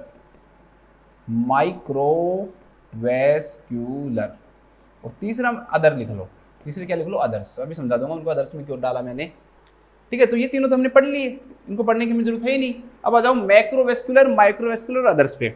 मैक्रोवेस्क्यूलर मतलब जो बड़ी बड़ी ब्लड वेसल्स है ना, वो इस पे क्या होती हैं, हिट होती है। तो मायोकार्डियल इन्फेक्शन और स्ट्रोक, इसके क्या आएंगे दोस्तों, एग्जांपल आएंगे कि किसी भी पेशेंट को क्या हो जाए, मायोकार्डियल इन्फेक्शन और जो स्ट्रोक होने के चांसेस किस डायबिटीज पेशेंट के अंदर क्या रहते हैं दोस्तों, ज़्यादा रहते हैं। तो इसे हम किस नाम से जानते हैं, मैक्रोवेस्कुलर क्रोनिक कॉम्प्लिकेशन के बारे में जानते हैं, जिसे हमें नहीं पढ़ना। डायबिटीज मेलाइटिस डिजीज में हमें इसे नहीं पढ़ना होता है, तो जिसे पढ़ना होता है उसको पढ़ते हैं। माइक्रोवेस्कुलर, ये बहुत इंपॉर्टेंट है दोस्तों। 3 प्रकार के होते हैं, सबने सुना हुआ होता है दोस्तों ये। एक रेटिनोपैथी, एक होता है आपका न्यूरोपैथी, और एक होता है आपका नेफ्रोपैथी। अदर्स के अंदर कौन कौन से आएंगे, अदर्स के अंदर आएंगे आपके, एक तो आएगा दोस्तों डायबिटिक फुट। क्या आएगा, एक तो डायबिटिक फुट। अब कई बच्चे कह सकते हैं कि सर आप इसको इसमें क्यों डाल रहे हो, आप इसको इसमें डालो, माइक्रोवेस्कुलर में डालो, ठीक है। अभी बताऊंगा, मैं समझाऊंगा आपसे।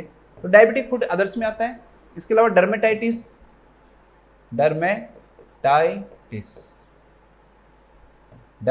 के इसी के अंदर आएगा। तो डायबिटिक फुट हो गया, और एक क्या हो गया दोस्तों आपका, डर्मेटाइटिस हो गया, और एक इन्फेक्शन भी लिख सकते हो आप, इन्फेक्शंस, ठीक है। ये सब कॉम्प्लिकेशंस होते हैं। शुरुआत करता हूँ, जल्दी जल्दी बताऊंगा आपको मैं। सबसे पहले रेटिनोपैथी। रेटिनो जो पैथी है का मतलब क्या हो गया दोस्तों, कि छोटी छोटी कैपिलरीज जो होती हैं वो इफेक्ट होती हैं। तो कैपिलरी तो माइक्रो ही कहलाएंगी ना, मैक्रो थोड़ी कहलाएंगी, ब्लड वेसल्स थोड़ी है, ये छोटी छोटी वेसल्स हैं। तो इसलिए नहीं माइक्रोवेस्कुलर कॉम्प्लिकेशन के अंदर ये आया, ना कि मैक्रो में आया। तो रेटिनोपैथी में क्या इफेक्ट होगा, रेटिना मतलब आईज की जो रेटिना जो लेयर है दोस्तों वो क्या होगी, इफेक्ट होगी। तो रेटिना इफेक्ट होगी। ये 2 प्रकार का होता है, ठीक है। रेटिनोपैथी कितने प्रकार का होता है, 2 प्रकार का होता है। एक होता है दोस्तों नॉन प्रोलिफरेटिव रेटिनोपैथी, रेटिनोपैथी, और एक होता है दोस्तों आपका प्रोलिफरेटिव रेटिनोपैथी। Proliferative retinopathy. अभी समझा देता हूं क्यों इसको। एक्चुअली में दोस्तों, जब कभी भी किसी भी डायबिटिक पेशेंट के अंदर, पेशेंट है डायबिटीज मेलाइटिस का, साथ में उसके साथ उसके हो जाए दोस्तों हाइपरटेंशन। अगर किसी भी डायबिटीज मेलाइटिस के पेशेंट को साथ में क्या हो जाए दोस्तों, हाइपरटेंशन भी देखने को मिले, तो हाइपरटेंशन की सबसे बड़ी प्रॉब्लम क्या है भाई, ब्लड सप्लाई को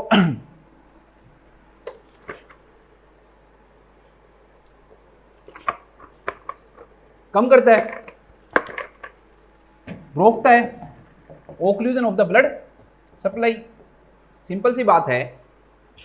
हाइपरटेंशन में क्या होगा दोस्तों, ब्लड का प्रेशर तो बढ़ता है, लेकिन फिर भी ब्लड की जो सप्लाई है दोस्तों वो क्या हो जाती है, कम हो जाती है। वैसे कॉन्स्ट्रिक्शन देखने को मिलता है, ठीक है, उतनी मात्रा में जो हार्ट है वो ब्लड सप्लाई नहीं कर पाता हाइपरटेंशन में, क्योंकि कंटिन्यूसली ब्लड को सप्लाई करना है ना उसको। ऐसा तो है नहीं कि भाई उसको 15 मिनट हाइपरटेंशन रहेगा, 20 मिनट हाइपरटेंशन रहेगा, तो कंटिन्यूस जो ब्लड सप्लाई वो रुक जाती है। तो ब्लड की सप्लाई क्या हो जाती है हाइपरटेंशन के कारण और डायबिटीज मेलाइटिस के कारण क्या होगा, उस पेशेंट के अंदर occlusion of the blood supply होगा, जिसका मेन रीजन क्या होगा, हाइपरटेंशन होगा। लेकिन पेशेंट को साथ में क्या हो रहा है दोस्तों, डायबिटीज मेलाइटिस भी हो रहा है।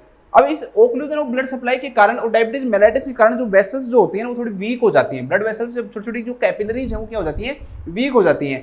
तो इसके कारण क्या होता है दोस्तों, माइक्रो एन्यूरिज्म डेवलप हो जाता है जो सप्लाई कर रही है रेटिना को। Microaneurysm to the capillaries, to the, अभी समझा देता हूं जल्दी से, to the capillaries that supplying the retina, that supplying the retina, retina को सप्लाई कर रही है, ठीक है। मान लो रेटिना जो लेयर है उसको जो सप्लाई करने वाली ब्लड वेसल्स हैं दोस्तों, वो अगर हाइपरटेंशन में रही या वैसे कॉन्स्टिट्यूशन हुआ तो जो सप्लाई ब्लड को हो रही उतनी हो पाएगी, नहीं हो पाएगी। तो उसके कारण क्या होगा कि भाई बॉडी है ना वो कोशिश करेगी ज्यादा से ज्यादा सप्लाई करने की, तो जो ब्लड वेसल्स जो होती है ना उनके अंदर डायलेशन होने लग जाता है छोटा छोटा। तो इसे हम किस नाम से जानते हैं, माइक्रो एन्यूरिज्म के नाम से जानते हैं। इसे हम किस नाम से जानते हैं, आपने एन्यूरिज्म पढ़ा हुआ है, उसमें ब्लड वेसल्स में इस प्रकार से क्या हो जाते हैं दोस्तों, डायलेशन हो जाता है। तो ये माइक्रो एन्यूरिज्म हो जाता है, क्या हो जाता है, माइक्रो ऑर्गेनिज्म। और माइक्रो एन्यूरिज्म के अंदर ब्लड वेसल्स हमेशा वीक हो जाती है। भाई आप किसी भी चीज को खींचोगे ना तो कमजोर तो होगी ना, उसकी जो थिकनेस है वो तो क्या होगी, कम होगी ही ना। अब गुब्बारा है दोस्तों, उसको भी आप मतलब गुब्बारा को आपने फोड़ दिया, उसके बाद आप उसको खींचोगे तो वो पतला होता जाएगा और एक टाइम पे आके क्या हो जाएगा, वो टूट जाएगा। तो ऐसे ही ब्लड वेसल्स हैं, तो इनके अंदर माइक्रो एन्यूरिज्म हो जाता है, जिसके कारण क्या होगा दोस्तों, माइक्रो एन्यूरिज्म होने के कारण ये ब्लड वेसल्स वीक हो जाएंगी और वीक होने के कारण यहाँ से लीकेज होगा, किसका, ब्लड का। और जब ब्लड का लीकेज होगा तो ये ब्लड क्या होगा दोस्तों, कलेक्ट होगा। और जब ये ब्लड कलेक्ट होगा तो क्या कोज करेगा, एडिमा कोज करेगा। और एडिमा के साथ में ब्लड है ये, तो साथ में क्या कोज करेगा, रेटाइनल हेमरेज कोज करेगा। लेकिन यहां पर कोई भी ब्लड वेसल बन नहीं रही है, तो ये रेटिना को प्रभावित कर रही है, तो रेटिनोपैथी करेगा। लेकिन नई ब्लड वेसल्स नहीं बन रही है, इसलिए हम इसे किस नाम से जानते हैं दोस्तों, इसलिए इसे हम नॉन प्रोलिफरेटिव रेटिनोपैथी के नाम से जानते हैं। अब नई ब्लड वेसल्स वाला जब समझ में आएगा तब समझ में आ जाएगा कि भाई इसे नॉन प्रोलिफरेटिव क्यों कहा। क्यों, क्योंकि दूसरे प्रकार का जो रेटिनोपैथी है ना, इसके अंदर प्रोलिफरेशन होता है। क्या होता है दोस्तों, प्रोलिफरेशन होता है। तो प्रोलिफरेशन का मतलब क्या होता है दोस्तों, कि जब ओक्लूजन ऑफ ब्लड सप्लाई होगा, ओक्लूजन ऑफ ब्लड सप्लाई हुई, ठीक है, इसमें भी होगा, इसमें कंप्लीट ओक्लूजन होगा और इसके अंदर क्या होगा, एक इसमें अब पार्शियल रूप से ओक्लूजन होगा, ठीक है। ओक्लूजन होता है, आप ये भी लिख लेना, इसमें पार्शियल होगा।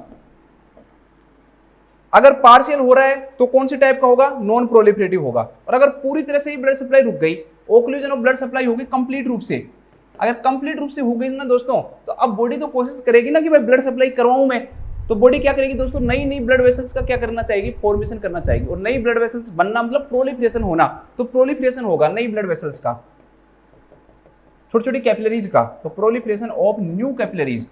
लेकिन जो ये न्यू कैपिलरीज जो बनती है ना दोस्तों, ये न्यू कैपिलरीज भी क्या होती है, वीक होती है, कमजोर होती है। क्या होती है, वीक होती है। तो इनका भी क्या होने लग जाती है, ये भी इनका ये डैमेज होने लग जाएंगी। यहाँ पर माइक्रो एन्यूरिज्म नहीं बना, लेकिन ये क्या खुद ही क्या होने लग जाएंगी, डैमेज होने लग जाएंगी। उसके डैमेज होने के कारण दोस्तों रेटाइनल हेमरेज तो होगा ही,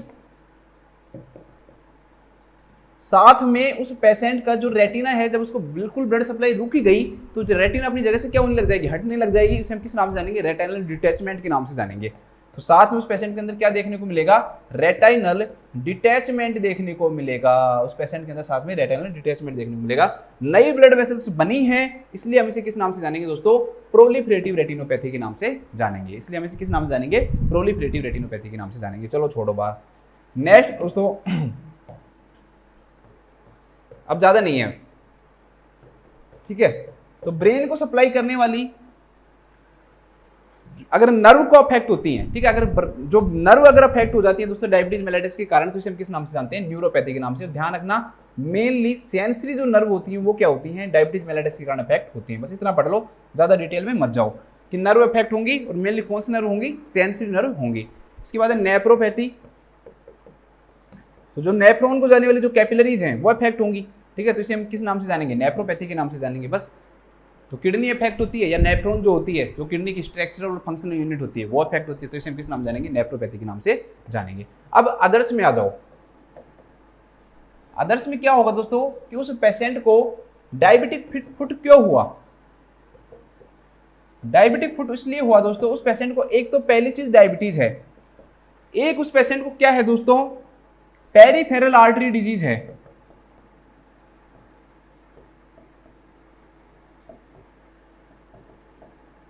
मतलब ब्लड वेसल्स की डिजीज हो गई, ठीक है। पेरिफेरल आर्टरी डिजीज तो उसको हुई, साथ में उसको सेंसरी न्यूरोपैथी हो गई। साथ में क्या हुई दोस्तों? सेंसरी न्यूरोपैथी हो गई। इसलिए इसको ये मिक्स हो गया ना इसके अंदर, भाई बड़ी ब्लड वेसल्स हैं वो भी अफेक्ट हुई हैं, साथ में जो माइक्रोवेस्क्यूलर कॉम्प्लिकेशन है वो भी आ रहा है। तो इसलिए इसको हमने किस में रखना पड़ा? अदर्स में रखना पड़ा।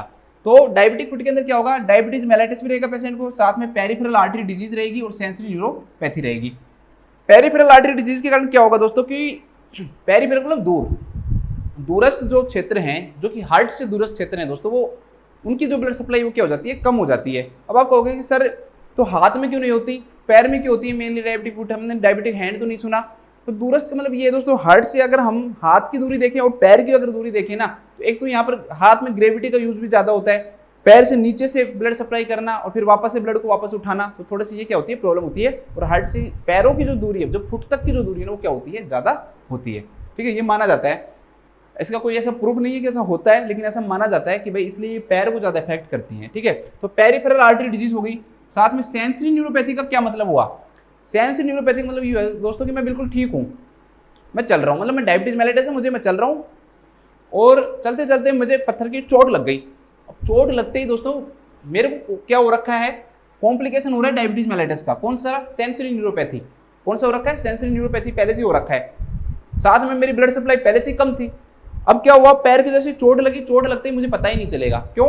क्योंकि मेरी सेंसरी नर्व काम नहीं कर रही है, मुझे पेन नहीं होगा। और पेन नहीं होगा तो दोस्तों मेरा क्या होगा? वहाँ पे वुंड बन जाएगा, गैंग्रीन बन जाएगा। और डायबिटीज मेलाइटिस के अंदर जो वुंड हीलिंग है वो भी क्या हो जाता है? इम्पेयर्ड हो जाता है। तो जो वुंड हीलिंग है वो भी सही से नहीं हो पाएगा। तो इसके कारण उस पेशेंट को क्या डेवलप हो जाएगा? डायबिटिक फुट डेवलप हो जाएगा। हमेशा डायबिटिक फुट का पेशेंट आपके पास आएगा क्योंकि मैं थोड़ी सी लगी थी, थोड़ी सी मेरी फुंसी हुई थी और ये इतना सारा हो गया, पूरा पैर मेरा ब्लैक पड़ गया, पैर को काटना पड़ेगा, एम्पुटेशन करना पड़ेगा। तो वो समझ नहीं पाएगा कितनी जल्दी ये हो कैसे गया। लेकिन ये एकदम से नहीं हुआ, ये डिजीज डेवलप हुई है बहुत दिनों में। पेरिफेरल आर्टरी डिजीज हुई है उसको, साथ में उसको क्या हुआ है दोस्तों? सेंसरी न्यूरोपैथी हुआ है। तो उसके कारण उसको क्या होगा? कौन सी गैंग्रीनी होगी? वेट गैंग्रीनी ज्यादातर देखने को मिलती है। कौन सी गैंग्रीनी देखने को मिलती है? मेनली वेट गैंग्रीनी देखने को मिलती है। गैंग्रीनी मतलब यहाँ पर ये होगा कि ब्लड सप्लाई नहीं हो पाई, जो टिश्यूज है दोस्तों उनकी क्या होने स्टार्ट हो गई? नेक्रोसिस स्टार्ट हो गई, उसे वेट गैंग्रीनी कहेंगे। रीजन मैंने आपको समझा दिया। पेरिफेरल आर्टरी डिजीज है तो भाई ब्लड सप्लाई रुक गई। अगर मान लो ब्लड सप्लाई अच्छी होती तो वो वुंड है जल्दी हील भी हो जाता, ठीक है, वो पेशेंट जल्दी ठीक भी हो जाता। लेकिन सप्लाई भी सही से नहीं हो पा रही, पहले से ही कम सप्लाई है, फिर उसकी चोट लग गई, उसे पता नहीं चला, और जो वुंड है वो धीरे धीरे हील नहीं हो पा रहा, तो उसके कारण क्या होगा दोस्तों? उसको गैंग्रीनी होने के चांसेस रहेंगे। तो इसलिए ये पेशेंट के अंदर ये अदर्स के हमने पढ़ा। और कौन सी गैंग्रीनी देखने को मिलती है? वेट गैंग्रीनी। अब सबसे इंपॉर्टेंट ये नहीं है, सबसे इंपॉर्टेंट ये क्वेश्चन है जो हम पढ़ रहे हैं, और इसका नर्सिंग मैनेजमेंट है। तो nursing management of diabetic foot पढ़ रहे हैं कि डायबिटिक फुट के अंदर क्या क्या नर्सिंग मैनेजमेंट है। सबसे पहले दोस्तों वॉश एंड इंस्पेक्ट, एक बार ब्लैक से नहीं लिखूंगा, सॉरी रेड से नहीं लिखूंगा, wash and inspect the foot daily, inspect the foot daily. आपको अपने पैरों को डेली धोना है दोस्तों, डेली वॉश करना है, डेली उनको चेक करना है कि कहीं पे लगी तो नहीं है, कोई चोट तो नहीं है, कोई फुंसी तो नहीं हो रही है, ठीक है, कोई एब्सेस तो नहीं बन गया, कोई फोड़ा तो नहीं बन गया है। तो ये सब चीजें हम क्या करेंगे? डेली। ये बहुत इंपॉर्टेंट टर्म है। अभी आपको डेली ऐसे लग रहा होगा सर बोल दिया डेली, लेकिन जब क्वेश्चन बनता है ना उसमें लिखा हुआ आएगा कि भाई एक डायबिटिक पेशेंट है, उसको अपना जो फुट है वो कितने किस प्रकार से देखना चाहिए भाई, डेली इंस्पेक्ट करना चाहिए 2 दिन में 7 दिन में, तो आपको समझ में नहीं आएगा उस टाइम, वो सोचोगे यार इतना सिंपल था, डेली आएगा। जो चीज़ पता होती है ना वो सिंपल लगने लग जाती है, ठीक है। तो डेली। इसके अलावा कट द नेल्स, भाई जिसके नेल बड़े होते हैं उनके ठोकर लगने के चांसेस क्या होते हैं, ज़्यादा होते हैं। तो नेल को भी हम क्या करेंगे दोस्तों, कट करेंगे, ठीक है। अप्लाई द लोशन, पैर पे हम क्या लगाएंगे, लोशन लगाएंगे, apply the lotion, but not between the toes, but not between the,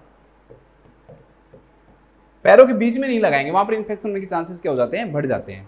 बस अप्लाई करेंगे लेकिन पैरों के बीच में क्या नहीं लगाते हैं, ठीक है, ये ध्यान रखना।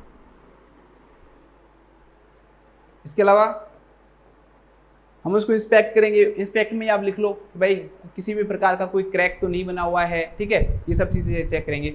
अब इस क्वेश्चन में जो दे रखा है ना वो मैं यहाँ पे लिख रहा हूँ, आप उसको समझना। इस क्वेश्चन में ये कह रखा है कि भाई कभी भी आप नए शूज लाओ, न्यू शूज अब लेके आओ ना, तो न्यू शूज क्या होते हैं, थोड़े से हार्ड होते हैं, स्टीप होते हैं, और स्टीप होने के कारण उसके कारण कट होने के चांसेस क्या होते हैं, ज़्यादा होते हैं कटने के। कई बार नहीं कहते नए जूते थे पैर कट गया, क्योंकि नए जूते थोड़े से स्टीप रहते हैं। तो ये ऐसे कह रहे हैं कि भाई डायबिटिक फुट के पेशेंट को कभी भी आप जब भी वो नया शूज लेके आए ना तो उसको ब्रेक इन करके पहने। ब्रेक इन का मतलब जैसे 2-3 घंटे पहन लिए फिर उसको छोड़ दें, ऐसे नहीं कि कंटिन्यूस पहन रखे हैं और पहन के चल रहा है, वो थोड़ी देर पहन लिया, क्योंकि उसको हमें क्या बनाना है, सॉफ्ट बनाना है। जब वो सॉफ्ट हो जाएंगे तब हम उसको कंटिन्यूस पहन सकते हैं। तो ये भी ध्यान रखना कि नई शूज लाने पर उसको कंटिन्यूस नहीं पहने, क्योंकि कट होने के चांसेस क्या होते हैं, ज़्यादा होते हैं। चलो इस क्वेश्चन पे वापस लौट के आते हैं, थोड़ा सा और देख लेते हैं। चलो डायबिटिक फुट के अलावा भी, इसके अलावा दोस्तों स्किन के अंदर जैसे डर्मेटोपैथी हो सकता है, जो स्किन है ना वो अफेक्ट हो सकती है, तो उसे हम किस नाम से जानते हैं, डर्मेटोपैथी के नाम से जानते हैं। तो डर्मेटोपैथी भी देखने को मिल सकता है। एक मिलता है एकैंथोसिस निग्रिकेंस, एकैंथोसिस निग्रिकेंस भी देखने को मिल सकता है, निग्रिकेंस। इसके अंदर स्किन के अंदर क्या हो जाती है, थिकनिंग हो जाती है, स्किन क्या हो जाती है दोस्तों, थिक हो जाती है, थिक स्किन हो जाएगी, और साथ के अंदर ब्लैक या फिर ब्राउन कलर के पैचेज बन जाएंगे, ब्लैक और ब्राउन कलर के क्या बन जाते हैं, पैच। डर्मेटोपैथी में राउंड शेप या फिर ओवल शेप पैचेज बनते हैं, बस इतना ध्यान रख लेना आप, ठीक है। डर्मेटोपैथी में कैसे बनते हैं, राउंड शेप या फिर ओवल शेप, अंडे के जैसे पैचेज बनते हैं, ठीक है। तो ये भी आप थोड़ा सा ध्यान रख लेना।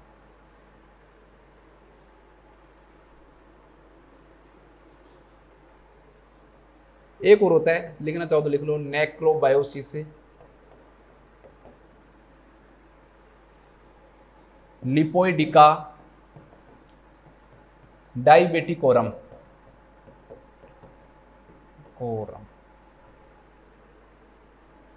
ठीक है। ये कॉम्प्लिकेशन भी डायबिटीज मेलिटस, बस नाम याद रख लेना, अगर रख सको तो, ज़्यादा मत याद करना, बस नाम याद रख लेना कि भाई इसके अंदर क्या होता है। इसके अंदर थिकनेस हुई थी, इसके अंदर एट्रोपी हो जाती है, स्किन के अंदर क्या हो जाती है, एट्रोपी देखने को मिलती है, और रेड येलो हो जाते हैं। कलर कैसा आता है इसके अंदर, रेड येलो आता है, ठीक है। यहाँ पर ब्लैक ब्राउन आता है, डर्मेटोपैथी के अंदर रेड येलो कलर देखने को मिलता है। मैं ये नहीं कहूँगा भाई इतना तो याद करो, इतना तो मुझे भी पता है आपसे याद नहीं हो पाएगा, बट आप फिर भी दोस्तों कम से कम नाम याद कर लेना भाई। इसमें एकैंथोसिस निग्रिकेंस होता है, और ये क्या होता है, नेक्रोबायोसिस लिपोइडिका डायबिटिकोरम होता है। इतना भी नहीं याद हो तो NLD याद रख लेना कि भाई NLD होता है इसमें, ठीक है। चलो वापस आते हैं इस क्वेश्चन पे। नहीं आप कहोगे सर क्या इतना ज़्यादा डिटेल में भी मत पढ़ाओ। चलो नेक्स्ट देखो, सबसे पहले क्या दे रखा है दोस्तों, cut my to nails before bathing, कि मैं जब भी नहाऊंगा उससे पहले मेरे जो पैरों के जो नेल्स हैं उनको काटूंगा। गलत है। आपको सर गलत क्यों है, अरे भाई हमेशा नेल कब काटे जाते हैं, नहाने के बाद काटे जाते हैं। क्यों, क्योंकि नेल्स थोड़े क्या हो जाते हैं, सॉफ्ट हो जाते हैं। नहाने से पहले जो नेल्स क्या रहते हैं, थोड़े हार्ड रहते हैं, इसलिए cut my to nails before bathing नहीं आएगा, क्या आएगा, आफ्टर बाथिंग आएगा, आफ्टर बाथिंग। नेक्स्ट क्या, सोक माई फिट डेली फॉर 1 आवर, कि 1 घंटे तक मेरे पैरों को मैं उसमें रखूंगा। तो दोस्तों ये भी क्या है, हार्मफुल हो सकता है, इन्फेक्शन होने के चांसेस ज़्यादा बढ़ सकते हैं, ठीक है। फंगल इन्फेक्शन होने के चांसेस भी ज़्यादा हो सकते हैं कि भाई आप 1 घंटे तक अपने पैरों को पानी में डुबो के रखोगे, तो ये टू मच हो गया, ऐसा भी इतना भी मत करना। नेक्स्ट क्या देखें, ये देखो बहुत इंपॉर्टेंट है, examine my feet using a mirror at least once a week, कि एक सप्ताह में एक बार मैं मेरे पैर को क्या करूंगा, एग्जामिन करूंगा। अब आगे ना यहाँ पर आपको सही लग रहा होगा ये सेंटेंस, लेकिन वंस ए वीक नहीं, डेली क्या करेंगे, डेली करेंगे इंस्पेक्ट हम। लास्ट जो ऑप्शन दे रखा है दोस्तों, break in my new shoes over the course of several week. जो सेंटेंस मैंने आपको बताया था वो यही है, अभी समझाता हूँ कि भाई break in my new shoes, क्योंकि न्यू शूज जो है ना दोस्तों कई सप्ताह तक ओवर द सेवरल वीक मैं उनको ब्रेक इन करूंगा। ब्रेक इन का मतलब कंटिन्यूस नहीं पहनूंगा, रुक रुक कर पहनूंगा, मैं उनको रुक रुक के पहनूंगा। तो लिख लो, लिखो डायबिटीज मेलाइटस के पेशेंट में, डायबिटीज मेलाइटस के पेशेंट में पेशेंट को लिखो, पेशेंट को फुट केयर देते समय, फुट केयर देते समय यह बताना चाहिए कि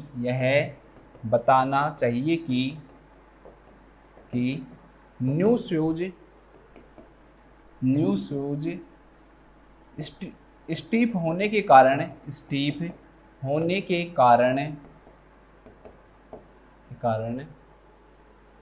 डायबिटिक फुट कोज कर सकते हैं, डायबिटिक फुट कोज कर सकते हैं, इसलिए कुछ सप्ताह तक उन्हें थोड़े समय के लिए पहनना चाहिए, इसलिए कुछ सप्ताह तक उन्हें थोड़े समय के लिए पहनना चाहिए, थोड़े समय तक पहनना चाहिए। ठीक है, इसके बाद देखते हैं नेक्स्ट क्वेश्चन।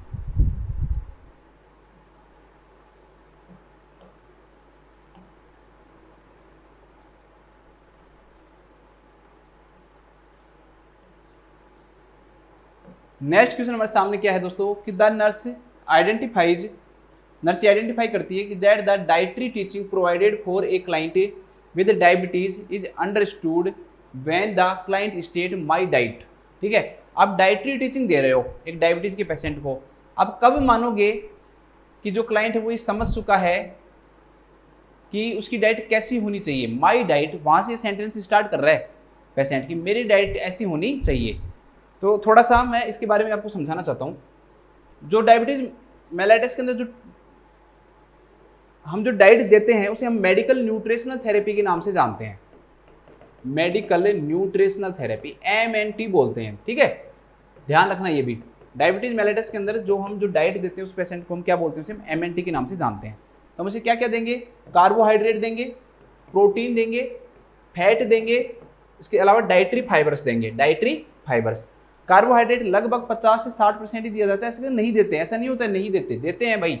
50 से 60% कार्बोहाइड्रेट देंगे, 15 से और 20% हम उसे प्रोटीन देंगे, लगभग 20% हम उसे फैट देंगे, और 25 से 30 ग्राम, परसेंट नहीं लिख रहा हूँ, 25 से 30 ग्राम क्या देंगे उसे हम डाइटरी फाइबर्स देंगे। अब देखो, कार्बोहाइड्रेट देंगे तो सही, ऐसे नहीं कि नहीं देंगे, लेकिन हम कॉम्प्लेक्स कार्बोहाइड्रेट देते हैं। कैसे कार्बोहाइड्रेट देते हैं, कॉम्प्लेक्स कार्बोहाइड्रेट देते हैं, सिंपल शुगर डायरेक्टली नहीं देते हैं। हाइपोग्लाइसीमिया में देते हैं सिंपल शुगर, तो जब हाइपोग्लाइसीमिया में चला गया तब देंगे सिंपल शुगर। वैसे हम कॉम्प्लेक्स कार्बोहाइड्रेट देंगे उसे, जैसे पल्सेस दे दिया, लेग्यूम्स दे दी, ब्रान दे दिया, ठीक है उसको, और उसको ओट्स दे दिए, रोटी भी दे सकते हो, ब्रान दे सकते हो, ठीक है, और ग्रीन लीफी वेजिटेबल्स दे सकते हो। तो ये सब कॉम्प्लेक्स कार्बोहाइड्रेट में आएंगे। प्रोटीन देंगे, प्रोटीन में हम कोशिश करेंगे कि उसे क्लास फर्स्ट प्रोटीन दें। तो क्लास फर्स्ट प्रोटीन वो प्रोटीन होती हैं जिनके अंदर 10 के 10 अमीनो एसिड होते हैं, जैसे कि एग प्रोटीन। एग की जो प्रोटीन होती है उसके अंदर 10 के 10 अमीनो एसिड क्या होते हैं दोस्तों, प्रेजेंट होते हैं। फैट के अंदर हम कोशिश करेंगे कि उसे सैचुरेटेड या ट्रांस फैट नहीं दें, ट्रांस फैट हमें नहीं देने या सैचुरेटेड फैट नहीं देने। अगर आप दे भी रहे हो सैचुरेटेड फैट तो लेस देन 7% होना चाहिए, वो कम से कम 7% से कम सैचुरेटेड फैट हम उसे दें। तो हम उसे क्या देंगे दोस्तों, अनसैचुरेटेड फैटी एसिड देंगे, पॉली अनसैचुरेटेड फैटी एसिड हम उसे देंगे। कुछ अमाउंट में MUFA देंगे, लेकिन सैचुरेटेड तो नहीं देंगे, ठीक है। और डाइटरी फाइबर्स देंगे 25 से 30 ग्राम, वहां पे कुछ बताना ही नहीं। तो ये क्या है, आपका मेडिकल न्यूट्रिशनल थेरेपी है। चलो वापस से आते हैं क्वेश्चन पे। ये क्वेश्चन थोड़ा सा उससे अलग है, बट मेरे को बताना जरूरी था वो। अब क्या कह रहा है दोस्तों ये कि भाई कब समझ में आएगा कि उसे उसकी डाइट कैसी होनी चाहिए। वो कह रहा है कि should be rigidly control to avoid emergency, कि मैं मेरी डाइट पे है ना रिजिडली कंट्रोल करूंगा। देखो रिजिड जो वर्ड है वो दिखाना चाह रहा है कि भाई हद से ज़्यादा कंट्रोल करना, मतलब एकदम रिजिड हो जाना। तो दोस्तों ऐसा नहीं हो सकता, ऐसी डाइट होनी भी नहीं चाहिए कि जो रिजिड हो। डाइट के अंदर हमेशा क्या होना चाहिए, सब्सटीट्यूशन होने चाहिए। सब्सटीट्यूशन का मतलब ये है कि जैसे ऐसे नहीं कि आपने लिख दिया कि भाई तुम्हें सुबह 4 रोटी खानी है, बस वो रोटी के अलावा कुछ ही नहीं खाएगा, ठीक है। दिन में आपको दाल खानी है तो दाल ही खाना है, तो ऐसा नहीं होना चाहिए दोस्तों, ठीक है। मतलब कि आप जब उसकी डाइट बनाओगे तो उसको कहोगे कि भाई आपको बहुत सारे मैं सब्सटीट्यूट देता हूँ, आप ये नहीं खाओ तो ये खा लो, ये खाओ तो ये खा लो। हाँ, उसको आप दोगे अच्छी चीज़ें, ऐसे नहीं है कि आप उसको सिंपल शुगर बता रहे हो, ये नहीं तो रसगुल्ला खा लो, ठीक है, ऐसे नहीं है। तो आप उसको दोगे लेकिन वो रिजिड नहीं होनी चाहिए वो, ठीक है, रिजिड नहीं होनी चाहिए। उसमें क्या होनी चाहिए, सब्सटीट्यूट्स होने चाहिए। भाई उसकी जगह आप ये ले सकते हो, उसकी जगह ये ले सकते हो, तो ऐसी डाइट होनी चाहिए। इसलिए क्या हो जाएगा दोस्तों, ये गलत हो जाएगा। नेक्स्ट क्या है, diet should be based on the nutritional requirement that are the same for all people. कि जो डाइट है ना दोस्तों, किसके ऊपर बेस होनी चाहिए, न्यूट्रिशनल रिक्वायरमेंट के ऊपर बेस होनी चाहिए, जो कि सब लोगों के लिए सेम होती है। क्या किसी भी ऐसी डाइट बनाओगे क्या आप कि भाई सभी लोगों के लिए सेम हो? सबकी आरडी क्या होती है दोस्तों, अलग अलग होती है। कोई सीडेंट्री लाइफ स्टाइल जीता है, ठीक है, कोई थोड़ा सा ज़्यादा काम करता है, तो ये सब चीज़ें क्या होती हैं दोस्तों, अलग अलग होता है, मॉडरेट होते हैं, कोई हैवी वर्कर होता है। तो सबकी डाइट, सबकी एक जैसी डाइट नहीं बन सकती है। और इसमें ये कह रहा है कि सबकी ऐसी डाइट बनाओ जो कि सब लोगों के लिए क्या हो दोस्तों, सेम हो, जो कि बेस हो nutritional requirement that are same for all people. तो सेम फॉर ऑल पीपल कभी भी न्यूट्रिशन रिक्वायरमेंट नहीं होती है, गलत। Must not include eating any combination dishes and processed food. मतलब कॉम्बिनेशन डिशेज नहीं होनी चाहिए कि भाई इसके साथ ये मिला लो, इसके साथ ये मिला लो, इसके साथ नहीं, ऐसा नहीं हो, ऐसा होना चाहिए, ठीक है। डाइट मोनोपोली नहीं होनी चाहिए डाइट के अंदर कि आप एक ही एक चीज़ दे रहे हो तो क्लाइंट खाना ही खाना छोड़ देगा। तो डाइट ऐसी होनी चाहिए कि आप हाँ अच्छी हेल्दी चीज़ें आप उसको जोड़ सकते हो, कॉम्बिनेशन में जोड़ सकते हो, कुछ प्रोसेस्ड फूड भी आप उसके अंदर जोड़ सकते हो। तो यहाँ पर नोट लिखा हुआ है, ऐसा नहीं होना चाहिए। आप ऐसी डाइट दे सकते हो, आप इतनी अच्छी डाइट बना सकते हो जिसके अंदर से सब्स्टिट्यूट्स हों, जिसके अंदर कॉम्बिनेशन भी होना चाहिए कि भाई ये इसके साथ ये खा सकते हो, इसके साथ ये खा सकते हो, ये नहीं है तो ये खा सकते हो, ठीक है। तो इसका जो राइट आंसर हो जाएगा दैट्स वुड बी, सबको आता है ये भी, can be plant around a wide variety of commonly used food. ऐसा नहीं है कि तुमने बना दिया कि भाई फ्रांस के अंदर जाओ और वहां से जाकर ये लेके आओ, ऐसे नहीं है भाई। उसको पूछोगे आप, भाई आपका कल्चरल बिलीव्स क्या हैं, आपके क्या क्या खाना मिलता है, क्या क्या खा सकते हो आप, कैसे कैसे फूड खा सकते हो आप। ऐसे नहीं है उसको बता दिया कि 50,000 का एक फ्रूट आता है, उसको खाओगे ना तो तुम्हारा डायबिटीज़ कंट्रोल हो जाएगा। वहाँ से लेके आना पड़ेगा, ये हिमालय पे जाके उसकी चोटी पे चढ़ के आपको ये लेके आना पड़ेगा, माउंट एवरेस्ट पे चढ़ना पड़ेगा आपको, ठीक है। माउंट एवरेस्ट नेपाल में जाके आपको माउंट एवरेस्ट पे चढ़ना पड़ेगा। तो ऐसा नहीं है दोस्तों, ठीक है। तो इस चीज़ को भी थोड़ा सा आपको ध्यान रखना है कि आप उसको ऐसे ही फूड बताओगे जो कि वाइड वैरायटी हो और कॉमनली यूज्ड फूड हो, जो वो यूज करता है ना उस फूड में से हम उसको बताएंगे। तो ये अगर वो ये सेंटेंस बोलता है तो हम कहेंगे कि हाँ भाई वो पेशेंट क्या कह रहा है, बिल्कुल सही कह रहा है। तो इसका राइट आंसर जो हो जाएगा दैट वुड बी सेकंड। इसके बाद देखते हैं नेक्स्ट, तो इसमें से लिख लो, डायबिटिक क्लाइंट की डाइट, डायबिटिक क्लाइंट की डाइट commonly used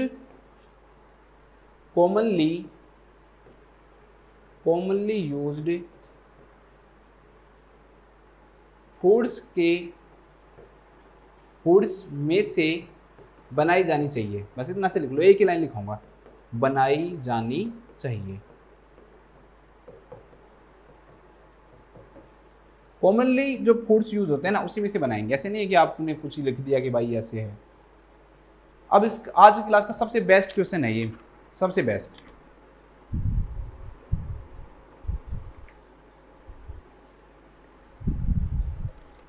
क्वेश्चन तो बेस्ट नहीं है, लेकिन इसका जो एक्सप्लेनेशन दूंगा ना मैं वो बेस्ट रहेगा आप लोगों के लिए। क्वेश्चन तो सिंपल सा है कि एक नर्स से केयर कर रही है, कई सारे क्लाइंट्स को देख रही है वो, जिनको क्या है दोस्तों, टाइप 1 डायबिटीज है, and they etch have a prescription for a specific type of insulin. सबके पास में अलग अलग प्रेस्क्रिप्शन है, कई सारे क्लाइंट को देख रही है नर्स, सबके पास अलग अलग इंसुलिन का प्रेस्क्रिप्शन है। किसी का लिखा हुआ है भाई शॉर्ट एक्टिंग, किसी का लिखा हुआ है रैपिड एक्टिंग, किसी का रैपिड एक्टिंग, शॉर्ट एक्टिंग, किसी का इंटरमीडिएट, किसी का long acting. Which insulin does the nurse conclude has the fastest onset of action. कि इन सारे इंसुलिन के कौन सा ऐसा इंसुलिन है जिसका फास्टेस्ट ऑनसेट ऑफ एक्शन होगा। तो मैंने आपको बताया वही कि जो इंसुलिन उनको हम 4 भागों में बांटते हैं। एक जो इंसुलिन होता है दोस्तों that is rapid acting insulin, एक जो इंसुलिन होता है that is short acting insulin, एक जो इंसुलिन होता है उसे हम बोलते हैं इंटरमीडिएट इंसुलिन, और एक जो इंसुलिन होता है दोस्तों that is long acting insulin. Rapid acting जो इंसुलिन है उनको मैंने आपको एग्जांपल बताए हुए हैं, याद करो, लिस्प्रो, एस्पार्ट एंड ग्लूलिसाइन। ग्लूलिसाइन मैंने आपको वहां पर यह भी बताया था कि ग्लूलिसाइन और ग्लार्गिन, इन दोनों में क्या मत होना, कंफ्यूज मत होना। ग्लार्गिन में और ग्लूलिसाइन में क्या मत होना, कंफ्यूज मत होना। ठीक है, यहाँ पर ये लॉन्ग एक्टिंग है, मैं थोड़ा सा इसको अपने तरीके से लिख रहा हूँ, अभी आपको समझ में आ जाएगा ये क्यों लिख रहा हूँ। ये लॉन्ग एक्टिंग है, ये है ग्लार्गिन। ठीक है, तो लिस्प्रो, एस्पार्ट और ग्लूलिसाइन ये क्या है दोस्तों, रैपिड एक्टिंग है। इसके बाद है शॉर्ट एक्टिंग। शॉर्ट एक्टिंग के अंदर आपको रेगुलर इंसुलिन आता है, रेगुलर इंसुलिन, और इंटरमीडिएट के अंदर एक है आपकी NPH। ठीक है, न्यूट्रल प्रोटामिन हेजडोर्न, मैंने आपको बताया इसकी फुल फॉर्म। और लॉन्ग एक्टिंग में मैंने आपको क्या क्या बताया था, ग्लार्गिन, एक डेटेमीर, और एक क्या बताया था मैंने आपको, डीग्लूडेक। ठीक है, मैं एक बार इधर लिख देता हूँ, वहां पर मैं शॉर्ट में लिखूंगा, मेरे को थोड़ा सा स्पेस चाहिए वहां पे। ग्लार्गिन,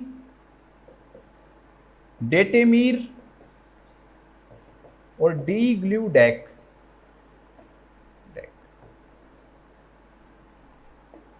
ठीक है, ये इंसुलिन है। अब इनमें से ध्यान रखना, पहला क्वेश्चन आएगा कि इनमें से कौन सा इंसुलिन क्लियर है और कौन से का जो सॉल्यूशन जो आता है दोस्तों क्लाउडी आता है। तो ध्यान रखना, रैपिड एक्टिंग का क्या आएगा, क्लियर। शॉर्ट एक्टिंग का क्या आएगा, क्लियर। NPH का आएगा क्लाउडी, और इन तीनों का भी क्या आएगा दोस्तों, क्लियर। इन तीनों का भी क्या आएगा, क्लियर आएगा। ठीक है, इसका भी क्लियर, इसका भी क्लियर और इसका भी क्लियर।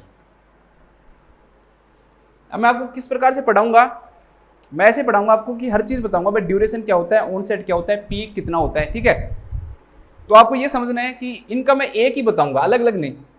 यहाँ पर रेगुलर का एक ही बताऊंगा, क्योंकि अलग अलग पढ़ने लग गए ना तो फिर तो आप बैठ जाओगे, पढ़ना ही बंद कर दोगे।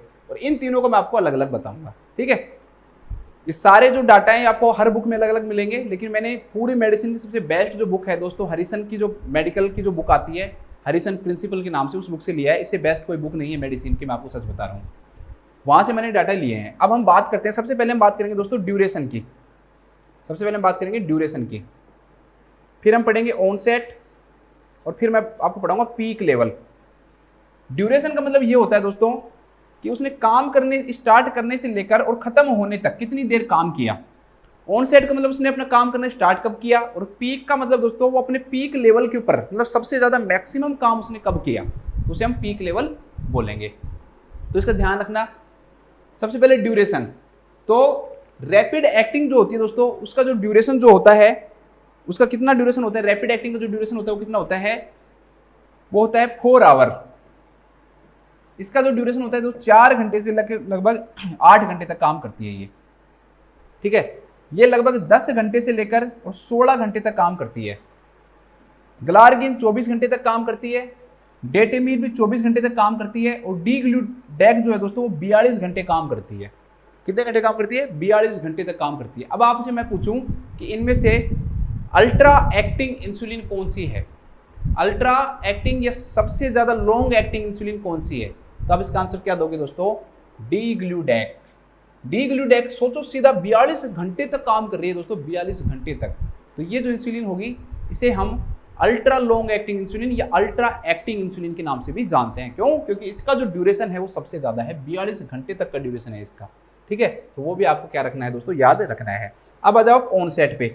इसका जो ऑनसेट है दोस्तों वो 15 मिनट में स्टार्ट हो जाता है।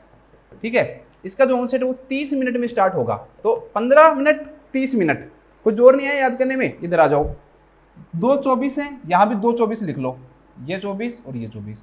तो इसका 2 से 4 घंटे में स्टार्ट हो जाती है, और ये भी 2 से 4 घंटे में स्टार्ट हो जाती है। याद हो जाएगा, देखो इधर 24 था, इधर भी 2:24 ले आओ, तो ये इधर थोड़ा सा एक पहले आएगा, बस ये याद रखना।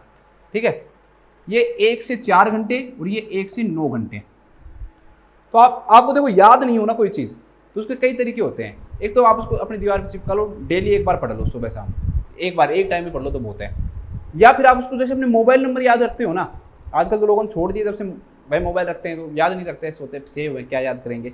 लेकिन जैसे हम मोबाइल नंबर याद रखते हैं ना, वैसे इसको याद कर सकते हो आप लगभग। ये तो सिंपल ही ऐसे याद रख लो इसको, 24 24 14 19, ठीक है, 24 24 14 19, तो 14 से 104 109 हो जाएगा। इसको याद रख लो 448, तो 4 4 8 हो गया, 1016, फिर 24 24 42। तो आप इनको लिख लिख कर है ना, बार बार लिखोगे ना, याद हो जाएंगे आपको। ऐसा कोई इतना टफ काम नहीं है कि याद नहीं हो सकता, 3 ही तो लाइन याद करनी है आपको ये, ठीक है। अब चलो नेक्स्ट देख लो, अब इसका पीक लेवल। तो आप इसमें एक खुशखबरी दूंगा मैं आपको कि लॉन्ग जो एक्टिंग होती है ना, वो एक ही स्केल से काम करती है। ऐसे नहीं होती कि एक बार मैक्सिमम काम करने लगे फिर वापस स्लो पड़ गई। तो इसलिए आपको इनका लॉन्ग एक्टिंग का पीक लेवल नहीं याद करना। ये आपके लिए क्या है दोस्तों, खुशखबरी है कि इनका आपको पीक लेवल याद करने की क्या है, कोई भी ज़रूरत नहीं होती है। कोई भी पीक लेवल याद करने की जरूरत आपको नहीं होती है। अब इसका जो ड्यूरेशन, जो पीक लेवल है, अब यहाँ पर देखो 30 मिनट से लेकर और लगभग 90 मिनट तक होता है। 30 मिनट से लेकर 90 मिनट तक इसका क्या होता है दोस्तों, पीक लेवल होता है। अगर आप बात करो रेगुलर इंसुलिन की, तो इसका जो पीक लेवल है वो बिल्कुल सिंपल है, 2 3 4, तो 2 से 3 घंटे, 2 से 3 घंटे बाद इसका पीक लेवल आता है। ठीक है, पीक लेवल कब आएगा, 2 से 3 घंटे बाद इसका क्या आ जाएगा दोस्तों, पीक लेवल आ जाएगा। इसका पीक लेवल 30 मिनट से 90 मिनट के बीच में आ जाएगा, 2 से 3 घंटे में आएगा। इसका लेवल 4 घंटे से लेकर और लगभग 10 घंटे तक, 4 घंटे से और 10 घंटे के बीच में जाके इसका क्या आएगा दोस्तों, पीक लेवल आता है। 4 घंटे से और 10 घंटे के बीच में, और इधर इनका आपको पीक लेवल पढ़ना ही नहीं है। तो इसको एक दो आप है ना रफ कॉपी लो अपनी और 5-6 बार लिखते जाओ। देखो भूलना है ना, ताकत बनाओ अपनी, कमजोरी नहीं। भूलोगे तभी तो आपको हमेशा एग्जाम में याद आएगा ना। क्यों, यहाँ भूलोगे, आपने लिखा 24, ये आप यहाँ से स्टार्ट हुई, आप लिखना 4 4 8, अगला भूल गए, अरे भूल गए तो अच्छी बात है ना कि अपने माइंड में नहीं है वो, और आपको एग्जाम से पहले पता लग गया मेरे माइंड में नहीं है ये, तो दोबारा लिखो। फिर भूल गए फिर लिखो, जब तक कि आपको ये लगने लग जाए कि हाँ मुझे पूरे याद हो गए। शाम को याद करो, फिर भूल गए दोबारा याद करो। भाई भूलना अपनी पावर बनाओ कि अच्छी बात है, यहाँ भूल रहा हूँ एग्जाम में तो नहीं भूलूंगा कम से कम। ठीक है, तो इस प्रकार से आप इनको याद कर सकते हो। एक बार मैं एक्सरसाइज के बारे में और बता देता हूँ थोड़ा सा, फिर लगभग हर चीज़ खत्म हो जाएगी इसमें ना। एक्सरसाइज लगभग दोस्तों आपको ऐसे याद रखना है कि 5 डेज इन ए वीक करनी है। 5 डेज इन ए वीक, एक सप्ताह में 5 दिन एक्सरसाइज, लगभग 30 से 35 मिनट करोगे आप एक दिन। ठीक है, तो लगभग ये 150 मिनट हो जाएंगी एक सप्ताह में। अब इसमें एक स्टोरी बताऊंगा आपको, 15 minutes in a week. Pregnant lady को भी इतनी बताई जाती है ना। मैंने एक बार मैं पढ़ा रहा हूँ था, और तो मैंने एक वीडियो बनाई, तो उसमें मैंने गलती से, मतलब मेरे माइंड में, चलो मैंने बोला भी होगा, मुझे याद नहीं वो तो, बट किसी ने स्क्रीनशॉट भेजा था कि सर आपने ना 150 घंटे लिख दिए। मैंने 150 घंटे लिख दिए थे, 150 घंटे इन ए वीक। यार इतने तो मूर्ख कोई भी नहीं होगा ना। चलो मान लो और कोई गलती हो जाए, मैं भी कर दूं, मैं भी मूर्ख हो सकता हूँ, आप भी हो सकते हो, कोई भी हो सकता है। लेकिन एक सप्ताह में, एक सप्ताह के अंदर 7 दिन होते हैं और 24 घंटे होते हैं, 7 4 28 2, ठीक है, तो लगभग 168 आवर हो गए ना। देख लेना मेरी मैथ थोड़ी कमज़ोर है, 7 4 28 2 14 2 16, 168 घंटे में 150 घंटे एक्सरसाइज के लिए थोड़ी कहूँगा मैं। वो भी प्रेग्नेंट लेडी को, सो भी मत। ये भी बात कह रहा हूँ मैं कि भाई दिन में 2 घंटे सो और रात को कम से कम 8 घंटे सोना है। तो बच्चे भेज रहे हैं मेरे पास, सर ये क्या है, 150 घंटे कैसे करेगा। तो भाई थोड़ा सा दिमाग खुद भी लगा लिया करो, 150 घंटे नहीं है, सर ने गलती से बोल दिया होगा, तो 150 मिनट था। ठीक है, अगर आपने भी कहीं लिखा है तो उसको सही कर लेना। चलो आ जाओ, वापस आ जाओ। हाँ, एक्सरसाइज में एक चीज़ और ध्यान रखना दोस्तों, बहुत इंपॉर्टेंट चीज़ बताना चाहता हूँ आपको, हो सकता है आगे क्वेश्चन मिले हमें ये। एक्सरसाइज में एक चीज़ ध्यान रखना, पेशेंट को है ना 4 चीज़ों को याद रखना है आपको। पहली चीज़, पेशेंट कभी भी एक्सरसाइज करेगा ना, तो बिफोर एक्सरसाइज आपको उसका शुगर चेक करना है, ड्यूरिंग एक्सरसाइज भी एक बार उसका शुगर चेक करना है, और आफ्टर एक्सरसाइज भी उसका एक बार शुगर चेक करना है। क्यों? क्योंकि एक्सरसाइज के कारण पेशेंट किस में जा सकता है, हाइपोग्लाइसेमिया में जा सकता है पेशेंट।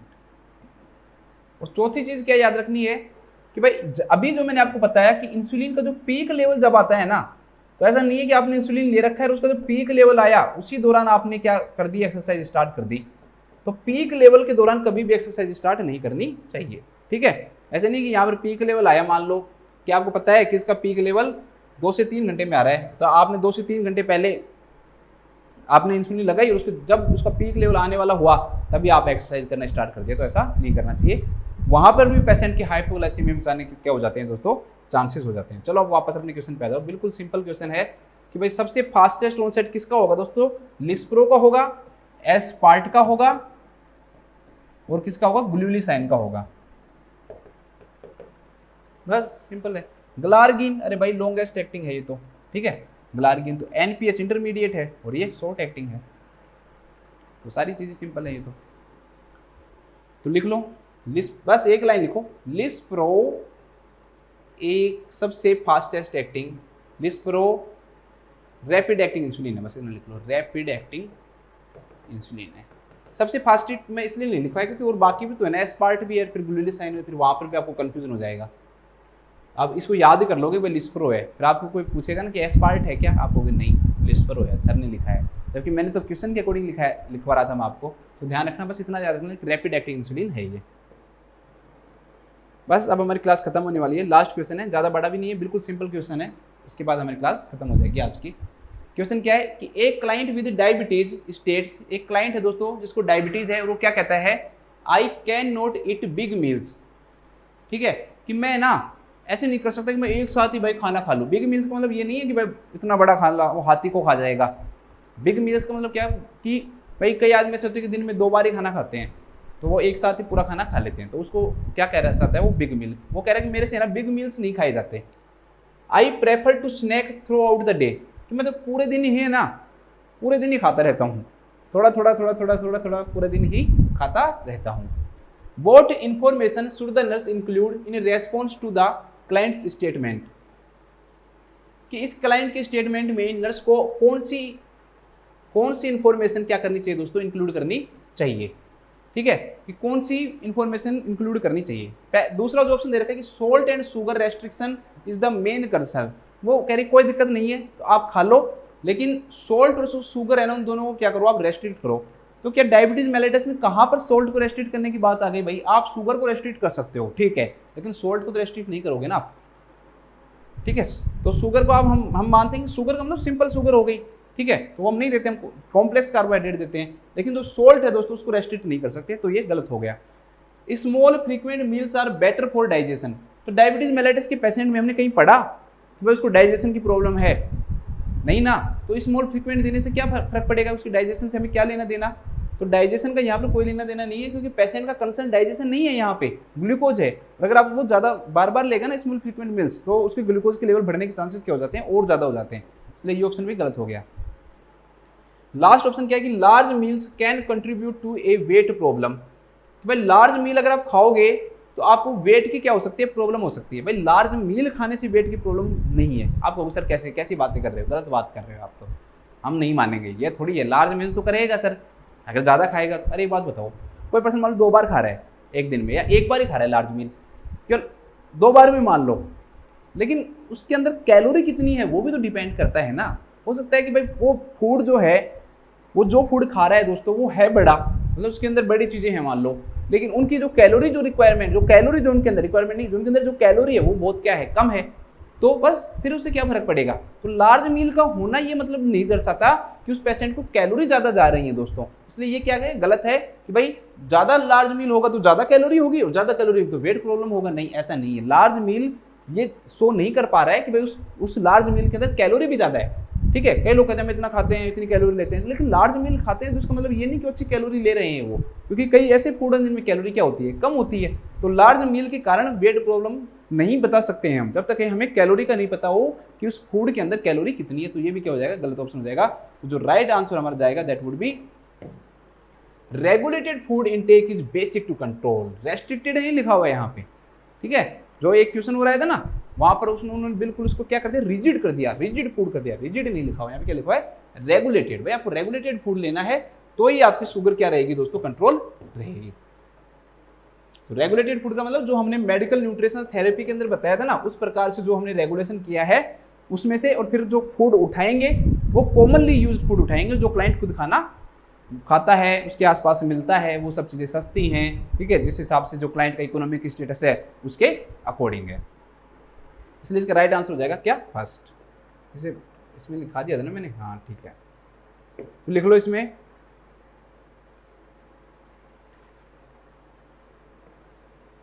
देखो regulated food intake diabetes mellitus के पेशेंट के लिए जरूरी होता है। बस इतना लिख लो, के लिए शुगर को कंट्रोल करने में हेल्प करता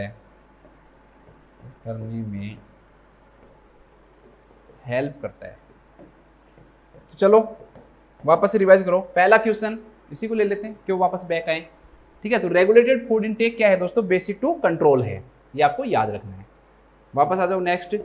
भाई इसमें सबसे ज़्यादा फास्टेस्ट ऑनसेट किसका है दोस्तों, लिस्प्रो का है, तो लिस्प्रो आ जाएगा क्योंकि एक ये रैपिड एक्टिंग इंसुलिन है।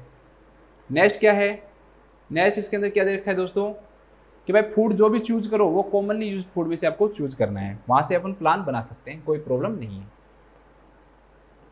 इसके बाद डायबिटिक फूड का क्वेश्चन था, तो जो शूज है उनको हम ब्रेक करके पहनते हैं कई सप्ताह तक, तो बहुत टफ क्वेश्चन है ये। मेरे भी एक बार समझ में नहीं आया था क्या कह रहा है ये भाई, कह क्या रहा है, मुझे भी समझ में नहीं आया था। मेरी कोई ऐसी इंग्लिश थोड़ी है कि भाई मैं हर सेंटेंस को समझ जाऊँ, मुझे समझने में टाइम लग गया यार। ये ब्रेकिंग शूज को तोड़ दो, क्या कर दूँ, क्या कह रहा है ये बंदा, समझ में नहीं आ रहा। मुझे बहुत दिमाग लगाना पड़ा कि यार ये कहना क्या चाह रहा है। जब इसका बारे में और पढ़ा जब जाना है इसको, ठीक है। अगर स्लाइडिंग स्केल के अकॉर्डिंग है और अब अगर आपको सिम्टम्स नहीं दे रखे हैं तो आप उसको इंसुलिन लगा सकते हो, not a big problem. Next क्या है दोस्तों इसके अंदर कि भाई आपको कंट्रोल हो रहा है या नहीं हो रहा, ये आपको शुगर का स्टेबलाइजेशन से पता लगेगा, वैसे कभी भी नहीं पता लगेगा। अगर किसी भी पेशेंट को हाइपोग्लाइसेमिया हो गया तो आप 4 दोगे उसको, 4 क्या दोगे, 4 उसको क्यूब्स दोगे, 4 उसको टीस्पून शुगर दोगे और 4 आउंस उसको क्या दोगे, जूस दोगे, और 1 टेबल स्पून हनी दोगे, या फिर आप उसको मार्केट से प्रिपेयर्ड ग्लूकोज जेल भी ला सकते हो। ठीक है, पोटेशियम कहाँ चला जाता है, सेल के अंदर चला जाता है पोटेशियम, ये है लाइन, बस खत्म काम। पोटेशियम कहाँ चला जाता है। हाइपोग्लाइसेमिया में शुगर क्यों दे रहे हैं, देखो क्वेश्चन सुनो ही, मतलब इतनी बड़ी सेंटेंस है लेकिन इसका कहना क्या चाह रहे हैं। हाइपोग्लाइसेमिया में शुगर क्यों देते हैं, ग्लूकोज को बढ़ाने के लिए देते हैं, बस यही आंसर है। इसके बाद नेक्स्ट दोस्तों कि क्या होता है इसके अंदर, पीएच भी कम हो जाती है और SC3 भी क्या हो जाता है, कम हो जाता है। तो ये हमारी एक छोटी सी क्लास थी, मैंने अपनी तरफ से पूरी कोशिश की है कि आपको अच्छे से समझ में आए, आपको याद हो। एक बार दोस्तों इंसुलिन को जरूर याद कर लेना, बार बार कह रहा हूँ, ठीक है। क्योंकि एक बार नोट सेट में क्वेश्चन पूछा भी गया था, ऐसा क्वेश्चन कि एक पेशेंट उसने 12 बजे खाया तो कब उसका पीक लेवल आएगा, ऐसा कुछ क्वेश्चन था, तो उसको जरूर याद कर लेना। मैं याद कर सकता हूँ तो कोई भी याद कर सकता है, आप भी याद कर सकते हो, ठीक है। ऐसा कुछ नहीं है, ह्यूमन बीइंग हम सब याद कर सकते हैं, बस थोड़ी सी प्रैक्टिस करो आप बार बार। तो आप मेरे साथ बने रहो, मुझे बहुत खुशी मिलती है कि आप लोग कंटिन्यूस मेरे साथ बने हुए हो, आप मेरा साथ दे रहे हो। जो मैं आप लोगों के लिए मेहनत करता हूँ उस मेहनत में आप मेरे साथ कंटिन्यूस बने हुए हो। मैं कोशिश भी करता हूँ अपनी तरफ से कि आप लोग जो अपना जो टाइम दे रहे हो, मुझे जो दे रहे हो, मैं उस टाइम को आपको वापस जब लौटाऊँ तो उसको पूरा करके लौटाऊँ। ऐसे नहीं है कि 1 घंटा मैंने आपका लिया और उसमें कुछ नहीं बताया, मैं 2 सेंटेंस बता दिए और कुछ काम का नहीं है। तो आप लोग मेरे साथ इसी प्रकार से बने रहें। आप लोगों का बहुत बहुत धन्यवाद। सभी खुश रहें, आबाद रहें। Thank you so much.